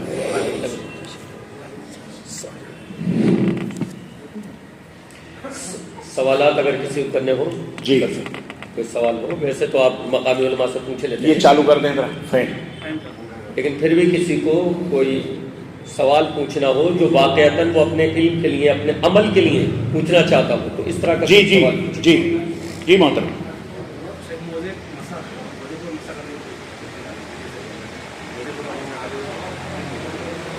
ایک بھائی نے سوال کیا ہے کہ موزے پہ مسح کرنا کیسا ہے. عزیزان گرامی, موزہ ہوتا ہے. سب سے پہلے آپ یہ سمجھ لیں, وہ موزہ چمڑے کا ہو یا آپ کے نائلن کا ہو, کپڑے کا ہو, جس سے آپ اپنے چمڑے کو چھپا کے اس لیے رکھتے ہیں تاکہ آپ کو سردی نہ لگے. ٹھیک ہے, تو ایسے موزے کو اگر آپ نے وضو بنا کر کے پہنا ہے تو اس کے اوپر آئندہ نماز کے لیے جب وضو بنائیں گے تو اس کے اوپر مسح کرنا جائز ہے, اور اللہ تعالیٰ کا یہ حکم ہے, اور اللہ کے نبی صلی اللہ علیہ وسلم نے اس طرح مسح کیا ہے. تو مقیم کے لیے 24 گھنٹے یعنی 1 دن 1 رات, اور مسافر کے لیے 3 دن اور 3 رات. جی یونیورسٹی نہیں ہماری. میں جب انٹرویو دینے گیا تو جب انٹرویو دے کے فارغ ہوا, سامنے ایک میری بہن, اس کے بہن تھی, وہ میرے گاؤں تعلق رکھتا, اور کہیں سے کہیں تک اس کے نہیں لگی. اس کا سب سے بڑا میں اپنا ایک بات بندو بھی کروں, ہمارے یہاں مسجد میں آپ شیخ جب یہاں تک بیٹھے ہو تو آپ بادشاہ کے مانیں. جیسے آپ یہاں سے اترے تو کوئی بھی مسجد سے نکالا اٹھ کے آپ سے بدتمیزی کر لیتا ہے. اس میں کس کی غلطی ہے یہ بتائیے. میں سوال سمجھ نہیں سکا. وہ بچی کا معاملہ تو سمجھ میں آیا کہ وہ بچی کسی بھی طرح سے مسلم نہیں لگ رہی تھی. اس کا 2 ریزن میں مانتا ہوں. اچھا اچھا. پہلا کہ ہمارے یہاں جب کوئی آپ شیخ یہاں بیٹھے ہوئے ہیں جی, تو آپ کو بادشاہ کے ماننے آپ کی بڑی عزت کی جاتی ہے. ہاں, جیسے آپ اس سے اترے تو آپ کی ایک عزت کچھ نہیں ہے. تو امام کا مطلب کیا ہے؟ ہاں اچھا یہ ہے. اللہ آپ کو جزائے خیر دے. تشریف رکھیے. کتنی درد کی بات انہوں نے بیان کی, جو انہوں نے دیکھا ہے. نوجوان دیکھتے ہیں کہ آپ کا جو قائد اور آپ کا جو رہنما ہے اس کی عزت ہم کو کتنی کرنی چاہیے, اور آج وہ عزت ہم نہیں کرتے, اسے نوکر سمجھتے ہیں, اسے ہم غلام سمجھتے ہیں, چاہے وہ امام ہو چاہے وہ مؤذن ہو. ہر جمعے کو نماز پڑھنے والا آئے گا اور روب جھاڑے گا مؤذن, بھائی یہ کیسے ہے وہ کیسے. آپ اپنے حالات پہ غور کریں. جو مسجد کے انتظامیہ ہیں, اگر میں یہاں بیٹھ کر کے اگر اس مسجد کی ڈیفینیشن بتاؤں تو مجھے بہت افسوس ہوا کہ آپ نے مسجد تو ماشاءاللہ بڑی اعلیٰ بنائی ہوئی ہے, لیکن وضو بنانے کا جو سسٹم آپ نے رکھا ہے انتہائی عجیب و غریب, دور حاضر کے حساب سے انتہائی کمزور سسٹم ہے. آپ کو اعلیٰ سسٹم رکھنا چاہیے تاکہ آپ کے روڈ کے اوپر مسجد ہے گزرنے. آپ میں بچپن سے میں نے یہاں تعلیم حاصل کی ہے. اوکھلے میں بھی میں نے پڑھا ہے, اور الحمدللہ یہاں بھی تھا, میں پھاٹک بچھا میں بھی, اور الحمدللہ میں ہم لوگ چرچ وہاں جاتے تھے، آج بھی وہ مندر فوارے کے پاس گرودوارا موجود ہے. ہمارے جوتے میں کبھی پالش نہیں ہوتی تھی، اللہ کی قسم ہم جاتے گرودوارے میں صرف ایسے گھومنے کے لیے جاتے جو یار جوتے پالش ہو جاتے ہیں. وہاں جاتے وہاں ڈال دیتے، وہ سکھ لوگ لے لیتے اور تھوڑی دیر ہم ادھر ادھر گھوم کے آتے تو ہمارے جوتے بالکل پالش کلین ہو کے رہتے. جاؤ یہ پہن کے چلے آؤ. خیر ہماری نیت تھی، وہ بچپنا تھا ہم کرتے تھے. ہمارے یہاں یہ سسٹم ہے کیا موزے اتارو تب جاؤ اور ایسے ایسی چیزیں وہاں، یعنی کوئی آنے والا بھی سلیقے سے صفائی ہونی چاہیے. وہاں کنین کی گولیاں ہونی چاہیے، وہاں فنائل ہونے چاہیے، وہاں صفائی ایک خادم ہو جو باقاعدہ 24 گھنٹے اس کی نگرانی کرے، دیکھ بھال کرے بہترین انداز سے. ایک واش بیسن تو کم از کم ایک ہم جا کے اندر جب گھسے تو وہاں جا کے ہم نے دیکھا ایک واش بیسن ایسا بنا ہوا ہے کہ وضو بناؤ تو سارے پانی نیچے ہی آتے ہیں. اب وہاں کیسے آپ مسح کریں گے؟ یہاں ہم کھڑے ہو کر کے سوکس ہی نکالنا پڑے گا اگر ہم یہاں وضو بنائیں. تو ذرا سا سلیقہ کرو، صحیح کرو. تو حقیقت یہ ہے. اور جا کے مگ دیکھی، یہ تو میں اس کی بات نہیں کرتا، میں پورے بھارت میں گھومتا ہوں. تقریباً 2 مہینے کے بعد میں دلی آیا ہوں، یہاں سے لے کر آدھا بھارت میں گھوم کے آ رہا ہوں دلی. تو میں بتاؤں آپ کو ایسی ایسی جگہیں میں نے دیکھی ہیں، مسجدیں دیکھی ہیں کہ اللہ کی قسم شرم آتی ہے جناب علی. اتنے غبار قرآن کریم کے اوپر پڑے ہوئے ہیں، کونوں کے اندر کپڑے اور گندگیاں پڑی ہوئی ہیں. حمام تو اس کی تو پوچھو ہی مت، دروازے ٹوٹے ہوئے، اس میں اعوذ باللہ اللہ آپ کو عزت دے. وہ بالٹیاں جو واش روم کی کالی کلوٹی ہو گئی ہیں جناب علی، اور مگ بھی کالے کلوٹے ہو گئے ایک دم سڑے ہوئے. میں پکڑ کے لایا متولی کو، میں نے کون ہے متولی بلاؤ. میں اہل حدیث ہوں، یہ میری مسجد ہے، یہ اہل حدیث کی مسجد ہے. ہم یہاں دادا گیری کر سکتے ہیں؟ نہیں کر سکتے؟ کر سکتے ہیں، کہ ہمارے بھائی کی مسجد ہے، ہماری مسجد ہے، ہماری جماعت کی مسجد ہے. تو ہم کیوں نہیں اصلاح کا کام کریں؟ ہم نے کہا بلاؤ اس کو. بلائے، ہم نے کہا یہ مگ آپ کے گھر میں یہ ایسی بالٹی ہے؟ تو میرا منہ دیکھ. میں نے کہا آپ مسجد کے متولی ہیں، مسجد کے ذمہ دار ہیں، آپ کے گھر میں ایسے واش روم ہیں، آپ کے حمام بھی ٹائل جو سنگے مرمر لگے ہوئے ہیں. میں خود آپ کے گھر میں رہ کے آ رہا ہوں، سنگے مرمر لگے ہیں، بہترین نئی بالٹیاں نئے مگ رکھے ہیں، اور اللہ کے گھر میں آپ نے رکھا، آپ نے یہ عزت کی ہے. تو جب آپ ایسے ہی کرو گے اللہ کے گھر اور اللہ کے گھر کی صاف صفائی کرنے والوں کی عزت ایسی کرو گے تو آپ کی بھی عزت 2 کوڑی کے سوا کچھ نہیں ہوگی، آپ بھی ایسے ذلیل رہو گے. اللہ کے رسول صلی اللہ علیہ وسلم کی مسجد میں ایک کالا کلوٹا غلام تھا یا کوئی کالی عورت تھی جو جھاڑو مارا کرتی، کان یقوم فی المسجد، وہ گرد و غبار جھاڑا کرتی تھی. اللہ کے نبی ایک دن آئے، دیکھا وہ عورت نہیں ہے یا مرد نہیں ہے، تو آپ نے پوچھا کہاں گئی یا وہ کہاں گیا؟ کہنے لگے اللہ کے نبی وہ انتقال کر گیا یا کر گئی، ہم نے راتوں رات اس کو دفن کر دیا. تو اللہ کے نبی نے کہا دلونی علی قبرہ یا قبرہ، ہمیں اس کی قبر بتاؤ کہاں ہے. چنانچہ اس کی قبر بتائے گی. آپ نے اس کے اوپر نماز جنازہ پڑھی. یہ عزت ہے ایک اس شخص کی جو آپ کے حمامات صاف کرتا ہے، آپ کے جھاڑو صاف کرتا ہے، آپ کی مسجدیں صاف کرتا ہے. اللہ کے نبی نے فرمایا کہ میری امت کے چھوٹے سے لے کر بڑے تمام اعمال میرے اوپر پیش کیے گئے، حتیٰ کہ وہ دل کا بھی پیش کیا گیا جو مسجد سے مصلی اٹھا کر کے باہر پھینک دیتا ہے، اس کا بھی سوال. آپ نے کاغذ پھاڑا اور وہیں آپ نے صف کے اندر گھسیڑ دیا. کہاں گھسیڑا آپ نے؟ وہیں چھوڑ دیا، دیکھا نہیں. مؤذن کہاں ہے؟ یہ دیکھو کوڑا پڑا ہوا، آپ نے دیکھا نہیں، اٹھایا نہیں تم نے؟ امام صاحب 1 منٹ کہاں گئے؟ 1 منٹ. بھائی آپ نے وہ امام ہیں، آپ کے امام سمجھتے کس کو کہتے ہیں؟ امام کا رتبہ ہے، قائد ہے، وہ رہنما ہے. صحیح بتایا ہمارے بھائی نے کہ جب اس ممبر پہ کھڑے ہو کر جب اس کی عزت نہیں کرو گے تو تمہاری عزت کہاں ہوگی؟ تمہاری بہن بیٹیوں کی عزت کہاں ہوگی؟ اس لیے عزت کیجیے. ہم سب مسلمان ہیں، ہم ایک دوسرے کی عزت کرنا سیکھیں. احترم نفسک، عرب یہ جب کبھی ہوتا ہے نا کوئی کسی سے بدتمیزی کرتا ہے تو وہ چھوٹا کہتا ہے احترم نفسک. یہ شیخ آپ اپنی عزت کرو، آپ اپنی عزت کرو، سیلف ریسپیکٹ. جب آپ کرو گے تو دوسرا آپ کی عزت کرے گا، اور جب آپ بدتمیزی کرو گے تو آپ سے بڑی زبانیں، لمبی زبان والے موجود ہیں، تو پھر یہ نہ کہو کہ یہ مجھ سے بدتمیزی کرتا ہے. تو اس لیے بہت پیاری بات بھائی نے بتائی ہے، اللہ ہم کو عمل کرنے کی توفیق عطا فرمائے. مسجد صاف ستھرا ہونا چاہیے، سب مالدار ہو، کوئی یہاں غریب نہیں ہے الحمدللہ. دلی والوں سب ماشاء اللہ تبارک اللہ کروڑ پتی ہو، اور جو صاحب مسجد ہیں، جو ذمہ داران ہیں، الحمدللہ ان کے بعد دولت کی بڑی ریل پھیل ہے، مجھے پتہ ہے. مالدار یہاں بیٹھے ہوئے ہیں، میں دیکھ رہا ہوں سب کو. اور مسجد کا حال دے تو صفائی کرواؤ، فنائل سے، صابن سے باقاعدے دھوؤ، یہاں فرش بچھاؤ. وضو بنانے والوں کا سسٹم الگ کرو. واش بیسن 1 نہیں 4-5 لگنے چاہیے، تاکہ جو بھی آج ٹھنڈی کا مہینہ ہے کوئی بھی ساکس پہن کے آتا ہے تو کم از کم آرام سے اس سائڈ وضو بنا لے، اس کی پائپ لگائیں. آج کل تو سب ایزی ہو چکا ہے. کیا فائدہ ہے آپ کو؟ نماز کے اندر سہولت پیدا کیجیے, خوشبودار بنائیے. ہر 5 وقت یہاں اود سلگنی چاہیے, جو عرب میں جو ملتی ہے یہاں پہ لکڑی جلا کر کے اس کے اندر کو خوشبو ہر نماز کے وقت اس مسجد کے اندر ہونی چاہیے. فرش صاف ستھرے ہونے چاہیے. اس کے اوپر آپ گرم پانی کا, ٹھنڈے پانی کا انتظام کریں پورا مکمل طریقے سے. دیکھیے تاکہ لوگ آئیں, لوگوں کا دل لگے کہ ہم مسجد میں جو ہے اس مسجد میں نماز پڑھتے ہیں. بہت اچھا سسٹم ہے, خوشبو ہے ماشاءاللہ. قاری صاحب کہتے ہیں اچھی آواز میں قرأت بھی کرتے ہیں. لوگ اس بہانے بھی لوگ مسجد میں آتے ہیں نماز پڑھنے, ان کو اطمینان قلب حاصل ہوتا ہے. اب آپ نے یہاں تشویش قلب پیدا کی, نہ حمام صحیح ہے, نہ سلیقے کا ہے, نہ کچھ ہے, تو کیا کریں؟ ایک دوسرا حمام بنایا ہوا آپ نے, اس میں تو دروازے نہیں, سپریٹ ٹوائلٹ لگے ہوئے ہیں. اس میں نہ جانے کیسے سطر کھول کے کیسے لوگ پیشاب کرتے ہیں, اللہ ہی بہتر جانے. یہ انڈین ٹائپ کا ہے, پتہ ہی نہیں ہے اس کا مقصد کیا ہے, کیسے پیشاب کرتے ہیں. انہیں دروازہ تو لگواؤ اللہ کے بندو. بہرحال میں یہ کہہ رہا ہوں, تو عرض کرنے کا مطلب یہ, اللہ کے گھر کی عزت کرو. جو گھر والوں کی خدمت کریں ان کی بھی عزت کرو. آپ اپنے بیوی کی عزت نہیں کرو گے, چپل مار کے بھاگ بکے نکل. کچن میں جا کر کے نکتہ چینی کرو گے, عزت نہیں کرو گے, تو کل کو چپل مار کے بھاگ نکلو تم یہاں سے, مت چھوڑو یہاں سے. عزت کرو. جو محنت کر رہا ہے, جو خدمت کر رہا ہے, اس کی قدر کو. 1-2 دن حمام میں صاف کرنے والا نہ آئے, نانی یاد آ جائے گی سب کو. بھنگی جو ہوتا ہے صفائی کرنے والا, اگر گھر میں نہ آئے 2-4 دن تو قیامت آ جائے گی, نہیں آئے گی. اس لیے قدر کرو. وہ چھوٹے ہیں اس کا یہ مطلب نہیں ہے کہ وہ حقیر ہیں, وہ ذلیل ہیں, کوئی بھی, وہ انسان ہیں, ان کی قدر کرنا چاہیے. اللہ ہم سب کو اس کی توفیق عطا فرمائے. جی صاحب, ہم جو ہے وہ تھے دیوبندی, آپ کی تقریر سن کے ماشاءاللہ 8 سال سے آپ کی جو فضائل عمل کی تقریر تھی وہ سن کے بس دعا کرتے تھے اللہ سے کہ آپ سے مل لے. اللہ آپ کو جزائے خیر دے. ماشاءاللہ ماشاءاللہ ماشاءاللہ. اللہ آپ کو استقامت دے. بھائی کہہ رہے ہیں پہلے میں کئی گمراہ فرقوں میں تھا, اہل حدیث کے علاوہ 8 سال ہو گئے, الحمدللہ اہل حدیث ہو گئے. بھائی کے لیے دعا کرو کہ اللہ تعالیٰ استقامت عطا فرمائے اور سب کو اللہ اہل حدیث بنائے.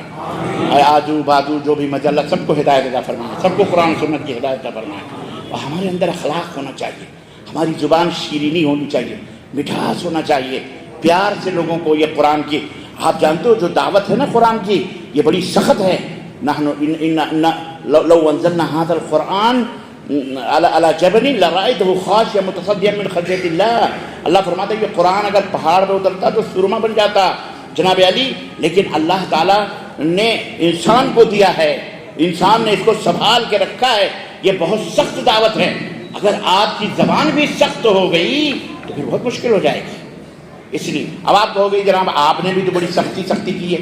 وہ بڑی وہ جہاں مارنے کا ہوتا ہے وہاں مارا ہوں, وہ میری بات الگ ہے. وہاں توڑنے کی ضرورت تھی, وہ پتھر نہیں ٹوٹ رہا تھا, تو اس کے اوپر سخت مار لگی ہے, تب جا کے فضائل اعمال کا نشہ لوگوں کے دماغوں سے اترا ہے, وہ بھوت گیا ہے. سمجھ رہے؟ اس لیے بہرحال اللہ جزائے خیر دے آپ کو. جی اور کوئی سوال؟ جی کرسی پر نماز اصل میں دیکھیں, نماز تو ویسے جو اس کے ارکان ہیں, قیام ہے, قعود ہے, اور کیا کہتے ہیں رکوع ہیں, سجود ہیں, ہے نا, 4 ارکان ہیں اس کے. لیکن اگر آدمی کھڑے ہو کر کے نماز نہیں پڑھ سکتا تو بیٹھ کر کے پڑھے. کوشش یہ کرے کہ زمین کے اوپر بیٹھ کے پڑھے اور زمین ہی کے اوپر سجدے کرے, رکوع کرے, جیسا ہوتا ہے. اگر اس پہ بھی ذرا مشکل ہو تو کرسی کے اوپر بیٹھ کر کے وہ رکوع سجدے کر سکتے ہیں. جی جی سینے پر ہاتھ باندھنا کیسا ہے؟ اور ایک اور سوال ہے, لوگ نماز کے درمیان کوئی نیت باندھ کے نماز پڑھا ہوتا ہے اور لوگ اس کا ایجاد موڑتے ہیں. کیا موڑتے ہیں؟ ایجاد اٹھاتے ہیں, ایجاد نیچے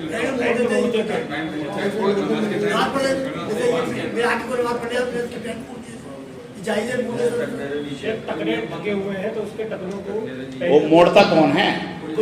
اچھا کوئی دوسرا موڑتا. اچھا خادم ملا. نہیں سنیے, 2 سوال بھائی نے کیے ہیں, اللہ بڑا اچھا سوال ہے. ایک سوال تو آپ نے سینے, یہ اصل میں یہ فین کیوں بند کر دیا بھائی؟ ابھی میں کہہ رہا ہوں کہ قرآن اگر پہاڑ پہ اترتا تو روزہ میں قرآن پڑھ رہا ہوں, دین کتنا, تو ذرا گرمی لگتی ہے نا مجھے. دیکھیں سینے پہ ہاتھ باندھنا رکوع کے بعد یہ ایک اجتہادی عمل ہے. یہ نبی کریم صلی اللہ علیہ وسلم کی کسی بھی حدیث سے نہ صراحتاً یہ ثابت ہے کہ ہاتھ چھوڑ دو, نہ صراحتاً یہ ثابت ہے کہ ہاتھ باندھو. دونوں فریق علماء نے اجتہاداً اللہ کے نبی کی اسی حدیث سے دلیل پکڑی اور کہا کہ اللہ کے نبی نے فرمایا کہ حتیٰ ترجع کلو اس طرح سے ہے کہ ہر ہڈی اپنی جگہ پہ جہاں پہلے تھی وہاں لوٹ جائے، اتنے اطمینان سے کھڑے ہو جاؤ. تو یہ ہڈی لوٹ جائے. یہاں پر کچھ لوگ کہتے ہیں کہ جب وہ قیام کی حالت میں تھا تو اس کے ہاتھ کہاں تھے؟ پہلے جب قیام اس نے کیا تو کہاں تھے؟ سینے پہ تھے. تو جب وہ رکوع سے اٹھے گا تو قیام کی حالت ہوگی تو وہ اپنے سینے پہ ہاتھ باندھ لے. لیکن کچھ لوگ جو یہ کہتے ہیں نہیں، بلکہ یہ تو یہ ہے کہ جسم کی جو ہڈیاں ہیں اپنی اپنی جگہ پر وہ عضو لوٹ جائے تو ہاتھ چونکہ نیچے ہوتا ہے اس لیے وہ تو یہ ایک اجتہادی عمل ہے. اس میں کوئی بھی حرام اور حلال کا فتویٰ نہیں ہے، نہ اسلام اور کفر کی بات ہے. آپ کی سمجھ میں وہ آتا ہے آپ وہ کر لو، آپ کی سمجھ میں چھوڑ کے آتا ہے وہ کر لو، کوئی اس میں ایسی بات. نمبر 2، پینچے اٹھا کر کے ٹخنے کے نیچے کی میں بات بتاؤں. اللہ کے رسول صلی اللہ علیہ وسلم نے فرمایا کہ من اسبل الازار فلا صلاۃ له، جس نے ٹخنے کے نیچے لنگی لٹکائی اس کی نماز نہیں ہوتی. لیکن محدثین نے اس حدیث کو ضعیف قرار دیا ہے. یہ حدیث کیا ہے؟ ضعیف ہے. آدمی کو چاہیے کہ اپنے کرتے اپنے پجامے صرف نماز ہی نہیں ہمیشہ ٹخنے کے اوپر رکھے، کیونکہ اللہ کے رسول صلی اللہ علیہ وسلم نے فرمایا کہ جو کچھ بھی ٹخنے کے نیچے ہے وہ جہنم میں جانے والا ہے. تو پجامہ ہو، اسی طرح سے پینٹ ہو، شلوار ہو، لنگی ہو، وہ اسے ٹخنے کے اوپر کرنا چاہیے. یہ اور بات ہے حضرت ابوبکر صدیق آئے، انہوں نے کہا اللہ کے نبی میرا پیٹ تھوڑا بڑا ہے اور میں لنگی باندھتا ہوں تو وہ ٹخنے کے نیچے لنگی گر جاتی. تو آپ نے فرمایا کوئی بات نہیں، اگر ایسا کسی کا پیٹ ہے بیچارے کا کہ پینٹ باندھتا ہے یا شلوار باندھتا ہے مطلب لٹک کے نیچے چلی جاتی، تو آپ یہ نہ کہیں کہ یہ مولوی صاحب کو دیکھو یا فلانے کو دیکھو یہ دیکھو ٹخنے کے نیچے، ایسا کچھ بھی کوئی حرج نہیں ہے اس میں. لیکن نماز کے ہونے کا جہاں تک مسئلہ ہے، شیخ ابن باز رحمۃ اللہ علیہ سے جب یہ حدیث پوچھی گئی اور یہ حدیث بھیجی تو انہوں نے کہا نماز ہو جاتی ہے، نماز ہو جاتی ہے، نماز ہو جائے گی، بھلے ٹخنے کے نیچے کیوں نہ ہو، نماز ہو جائے گی. جی وہ روایت ضعیف ہے. ہاں ہمیشہ ٹخنے کے اوپر ہونا چاہیے، یہ ٹخنے کے نیچے کپڑا لٹکانا حرام ہے. اور کوئی سوال؟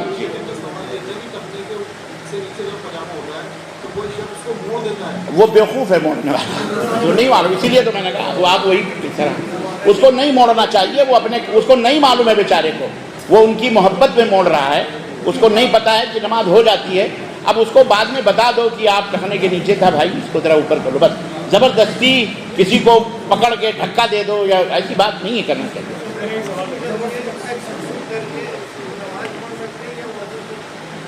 بھائی نے کہا غسل کر کے نماز پڑھ سکتے ہیں یا وضو بنانا ضروری ہے؟ جب دیکھیے وضو بنانا ضروری ہے، وضو بنایا جاتا ہے. بہت سارے لوگ کہتے ہیں جی آپ ندی میں ڈبکی لگا لیں وضو ہو جاتا ہے، آپ حمام میں گھس کے شاور کھول لیں اور نہا لیں اور ایک بالٹی ڈال لیں وضو ہو جاتا ہے. وضو ہوتا نہیں ہے، وضو بنایا جاتا ہے، وضو کی نیت ہوتی ہے. جی ہاں، وضو غسل سے پہلے اگر آپ نے وضو بنا لیا ہے اور اس کے بعد آپ کا ہاتھ ڈائریکٹلی آپ کے شرمگاہوں پر نہیں لگا ہے تو پھر آپ کا وضو ہے الحمدللہ. لیکن اگر صابن وغیرہ لگانے میں شرمگاہوں پہ ہاتھ گیا ہے بغیر کپڑے کے تو آپ کا وضو نہیں رہے گا، پھر آپ کو اخیر میں بنانا پڑے گا. جی بنا کر کے پھر احتیاط کریں کہ ٹاول وغیرہ استعمال کریں تو ڈائریکٹلی ہاتھ نہ لگے. جی پردے کا کیا معیار ہونا چاہیے، کیا اسٹینڈرڈ ہونا چاہیے؟ کیونکہ پہلی برقع ہے اس کو پردہ سمجھا جاتا تھا، لیکن اب کوئی لڑکی جینس ڈھیلی ڈھالی پہنتی ہے، ٹاپ پہنتی ہے، تو کیا وہ بھی پردے کے معیار کے اندر ہے؟ یہ اگر اس کے اوپر پینٹ تو اولاً اور لڑکیوں کو نہیں پہننا چاہیے. شادی کے بعد اگر اس کا شوہر کروا رہا ہے وہ بات الگ ہے، لیکن ایسے عام طور پر کیوں نہیں پہننی چاہیے؟ وہ جسم ڈھک رہا ہے، اگر ڈھیلی پینٹ ہے بہت زیادہ. نہیں ڈھیلی پینٹ ہے دیکھیں ایک بات بتاؤں، برقع اس کے اوپر ہے برقع نہیں ہے تو پھر کیا؟ ٹاپ ہے، چہرہ کھلا ہے ڈھکا ہے چہرہ تو اصل تو حسن کا مرجع چہرہ ہی ہے. آپ لڑکی دیکھنے جاتے ہو، شادی ہوگی آپ تو آپ نے لڑکی کیا ہاتھ پیر دیکھ کر کے کری یا چہرہ دیکھا؟ ہرگز ویسے ہو ہی نہیں سکتا کہ کوئی ہاتھ دیکھ کے آ جائے. کوئی کہہ رہا باولے چہرہ دیکھنا تو ہاتھ پیر دیکھ جایا ہے کہ نہیں؟ تو چہرہ اصل منبع حسن و جمال ہے لڑکی کا، وہاں پر سارا حسن کا مرکز آپ کے چہرے پہ بھی ہمارے چہرے پہ بھی ہے. پردے کا تعلق برقعے سے ہو گیا کہ جی پورا جسم ڈھکا ہو، پورا چہرہ ڈھکا ہو. کس میں لیکن چہرہ تو کھلا ہوا محترم. جی جی نہیں, آپ کوئی بھی کپڑا پہنو. دیکھو صرف انڈیا کے اندر اسلام نہیں ہے, یہ اسلام فلپائن سے لے کر کے تھائی لینڈ اور جناب علی ہر ایک قوم کا الگ الگ لباس ہے, ہر ایک قوم کا الگ الگ لباس ہے, ہر ایک قوم کی الگ الگ پہچان ہے, شناخت. وہاں بھی اسلام پہنچا, یورپ میں پہنچا ہے. اب آپ کہو گے نہیں, جیسے یہاں کے مولوی کہتے ہیں نہیں جی ٹوپی لگانا یہی ضروری ہے, یہ تو پلی ٹوپی, وہ فلانی ٹوپی, یہی کرتا پاجامہ, یہ غلط بات ہے. تو یہ آپ کا جسم ڈھکا ہوا ہونا چاہیے. اب اگر یورپ میں یا امریکہ کے اندر جو مسلمان ہو رہی ہے فیملیاں, اب اس کو آپ کیا پہنائیں گے, شلوار قمیض پہنائیں گے؟ ہو سکتا ہے اس کے یہاں ان کے ماحول میں پینٹ شرٹ ٹی شرٹ پہنتے ہیں. ہاں زیادہ زیادہ آپ یہ کہیں ان کو حجاب کروا دیں. حجاب وہ حجاب نہیں جو ماشاءاللہ وہ روپٹے اوپٹے باندھنے کے بعد وہ حسن اور نکھر کے آ جاتا ہے, ایسے جیسے بدلیوں میں چاند دکھتا, ایسے نہیں, بلکہ اس کے اوپر نقاب ہونا چاہیے, اس کے اوپر. جی تو یہ ہے. جس شادی کے اندر گانا بجانا ہو, اس شادی میں اگر جیسے کوئی بندہ نہیں جانا چاہتا ہے کہ یار گانا یہاں بج رہا ہے, میرا ایمان نہیں کرتا, دل نہیں کرتا ہے کہ شادی میں ہم جائیں, تو کیا ایسے میں جانا چاہیے؟ جس شادی میں گانا بجانا ہو اس شادی میں مسلمانوں کو شرکت کرنا چاہیے یا نہیں کرنا چاہیے, یا یہ عمل کیسا ہے کہ وہاں جائے یا کھانا کھائے, کھانا کھا کر کے ترنت چلا ہے؟ جزاک اللہ خیر, بہت اچھا سوال ہے. دو بھائی نے جو سوال کیے اس میں دو قسم کے لوگ ہیں. ایک قسم کے لوگ وہ ہیں جو اس کے رشتہ دار ہیں, اور یا رشتہ دار نہیں ہیں لیکن قوم کے بڑے ہیں اور ان کا اثر و رسوخ ہے, ان کی بات مانی جاتی ہے, تو ان کو جانا چاہیے اور جا کر کے گھر والوں سے کہنا چاہیے یہ بند کرواؤ, پھر لوگ کھائیں گے, ورنہ ابھی میں حکم کروں گا سارے کے سارے واپس جائیں گے. اگر ایسا اثر و رسوخ والا ہے تو جائے, لیکن ہم جیسا آپ جیسا کوئی ایسا آدمی, کوئی جس بیچارے کی کوئی سنتا ہی نہ ہو, تو بہتر یہ ہے کہ وہ اپنی جان بچا کے جائے, نہ کھانا کھانے جائے اور نہ ایسی مجلس میں شریک اور نہ ایسی دعوت میں شریک, اور اس کو بتا بھی دے کہ میں اس لیے نہیں آ رہا. یہ نہیں کہ چپ چاپ ہو جائے, نہیں, اس کو بتا دے کہ میں اس لیے نہیں آیا کہ تمہارے یہاں گانے بج رہے تھے, یہ حرام ہے. شادی کے بعد میں شادی نکاح ہو گیا, جی جی بہت ساری رسمیں ہوتی ہیں, جوتا ہے, چپل ہے, جو بھی بہت ساری رسمیں ہیں, یہ ساری یہ سارے رسم ہیں, رواج ہیں, ان کی کوئی حیثیت اسلام میں نہیں ہے. یہ کرنا صحیح ہے کہ یہ بھی حرام ہے؟ واللہ بے پردگی ہے تو حرام ہے.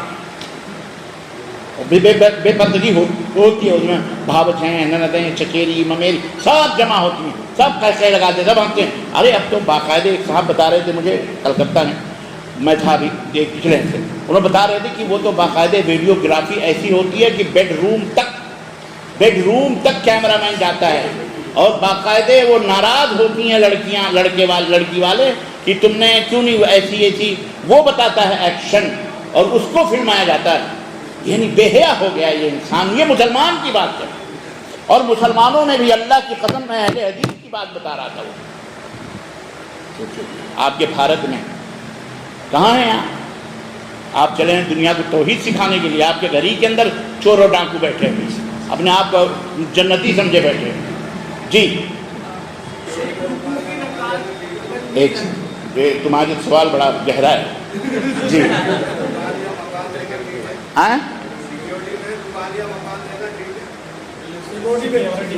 اچھا, سیکورٹی پہ یعنی 2 لاکھ 4 لاکھ, ہاں بالکل نہیں کریں گے تو آج تو آپ کو چھٹیاں لگا کے چلے جائیں گے. ایسے کرایہ دار ہیں, وہ ضروری ہے سیکورٹی کے لیے اتنا مانگو. ہاں سیکورٹی کا مطلب ہے جیسے کوئی مکان ہے, بتاؤ 10 لاکھ روپے میں نے لے لیے, اب کوئی جب تو خالی کرے گا تو نہیں, وہ حرام ہے, وہ جائز نہیں ہے. کرایہ دینا ہے, جو جائز کرایہ بنتا ہے وہ جائز کرایہ لے, اور جائز سیکورٹی لے. وہ جس کو کیا کہتے ہیں ڈپوزٹ بولتے ہیں, ڈپوزٹ بنگلور وغیرہ میں بولتے ہیں, حیدرآباد وغیرہ, وہ جائز ہے ڈپوزٹ. لیکن کرایہ معاف کر دینا یہ تو سود ہو جائے. ہاں سمجھ گیا میں, وہ جائز نہیں ہے. جی وہ جائز نہیں ہے. اور ہاں وہ سوال مت کرو. جی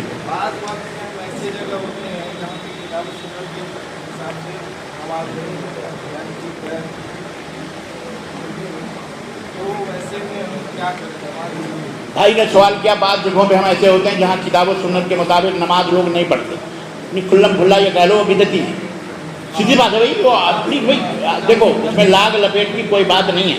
हमारे मौलवी लोग बाद हजरात इसमें बड़े चेत पेच करते हैं और कहते हैं जी ये जरा सा बहुत खुला कुछ भी नहीं, जो हकीकत है वो हकीकत है। आज हर चीज़ वाज़ेह है, ये देवबंदी है, ये बरेलवी है, ये अहले हदीस है, ये फलाना, ये भाई की नहीं, सबकी मस्जिदें सबों ने बांटी हुई हैं। तो आप पहले अगर आप ऐसी जगह जहाँ आपको पता ही नहीं चल रहा ये कौन है, तो आप उनको जाइए, वहाँ देखिए, उनको समझाइए। आपको तो मस्जिदों के अंदर ही आजकल ऐसे ऐसे तोहरे लगे हुए हैं, आप समझ जाएंगे कि ये किस डिपार्टमेंट का आदमी है। तो अगर उनको बता दें कि भाई अगर आप इस अकीदे पर हैं तो ये अकीदा तो अल्लाह उससे साबित नहीं है, आप हजरात ऐसा करो, समझो इसको। अगर वो मानता है तो ठीक है, नहीं मानता है तो आप अपना अकेले नमाज पढ़ के निकल जाए, नहीं उनके पीछे नमाज नहीं जाए। जी जैसे कोई इंसान मोमिन है, तो माशाल्लाह नमाज पढ़ रहे हैं, नमाज पढ़ रहे हैं, कुरान पढ़ रहे हैं, रोजे भी रख रहे हैं, सारे काम कर रहे हैं, और मरने तक उन्होंने किसी को तबलीग नहीं करा। जैसे कि उन्होंने अपनी ज़िंदगी में अपनी नमाजें पढ़ी, रोजे रख के सारे काम करे, और लोगों के सामने है कि भाई आप वो शख्स मोमिन है, मगर उसने कभी किसी पड़ोस में या अपने रिश्तेदारों में कुरान नहीं पहुँचाया, मतलब तबलीग नहीं करी, तो उसका क्या मामला है कि वो तीसरी चीज़ माना जाता है? क्योंकि हमें बताया गया कि आपने तबलीग नहीं करी तो आपकी रोज़ा नमाज की कुछ हो जाएगी। भाई आपने अपनी पढ़ी तो लोगों तक पहुँचाया नहीं हमने, तो उसका क्या है? जिसने ये बात आपसे कही वो धोखे में, कम से कम उसने अपने आप को बचा लिया। इंशाअल्लाह अगर उसका ईमान दुरुस्त है और अमल सही है तो इंशाअल्लाह उसे ये नहीं पूछा जाएगा तूने क्यों नहीं बताया, क्यों नहीं करा। सबके ऊपर ये चीज़ वाजिब और फ़र्ज़ भी है। हर आदमी अपने अपने नफ्स के बारे में, अपने अक्ल के बारे में जानता है कि मैं किससे कह सकता हूँ, किससे नहीं कह सकता। हो सकता है वो बंदा जी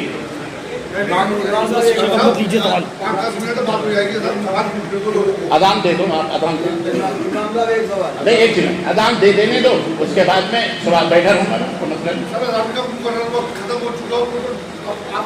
अच्छा हाँ तो ठीक है, 2-5 मिनट रहे। जी कार और या मकान किस्तों पे दिया जा सकता है? भाई ये तो बड़ा शार्ट सवाल है। कार क्या है वो शेयर करती है और वो सूदी नहीं है, सूदी कंपनी नहीं है, तो फिर वो आप शेयर करें।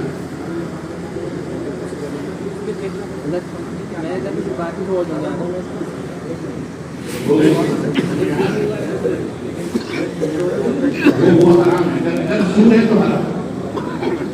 कंपनी जो बड़ी कंपनी है वो मैं नहीं जानता, बिना सूद है इतनी कंपनियां आप क्यों नहीं जानता?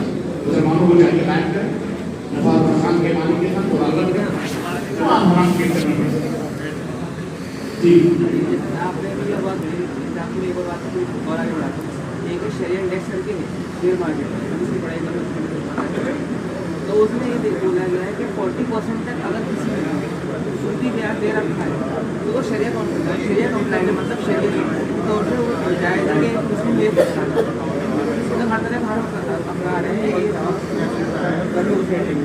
कोई बंदा मान लीजिए डायमंड का है तो 40% 30% सूद का मसला है और बाकी 40% हलाल का मसला है। पूछ लो उठ जाएंगे। मौलवी साहब बयान की वीडियो बना सकते हैं, जो आप बयान है उसकी वीडियो बना सकते हैं, बयान की वीडियो बना सकते हैं, उसको फैला भी सकते हैं। जायज़ वीडियो जायज़ है, जायज़ चीज़ की जायज़ है, हराम चीज़ की हराम।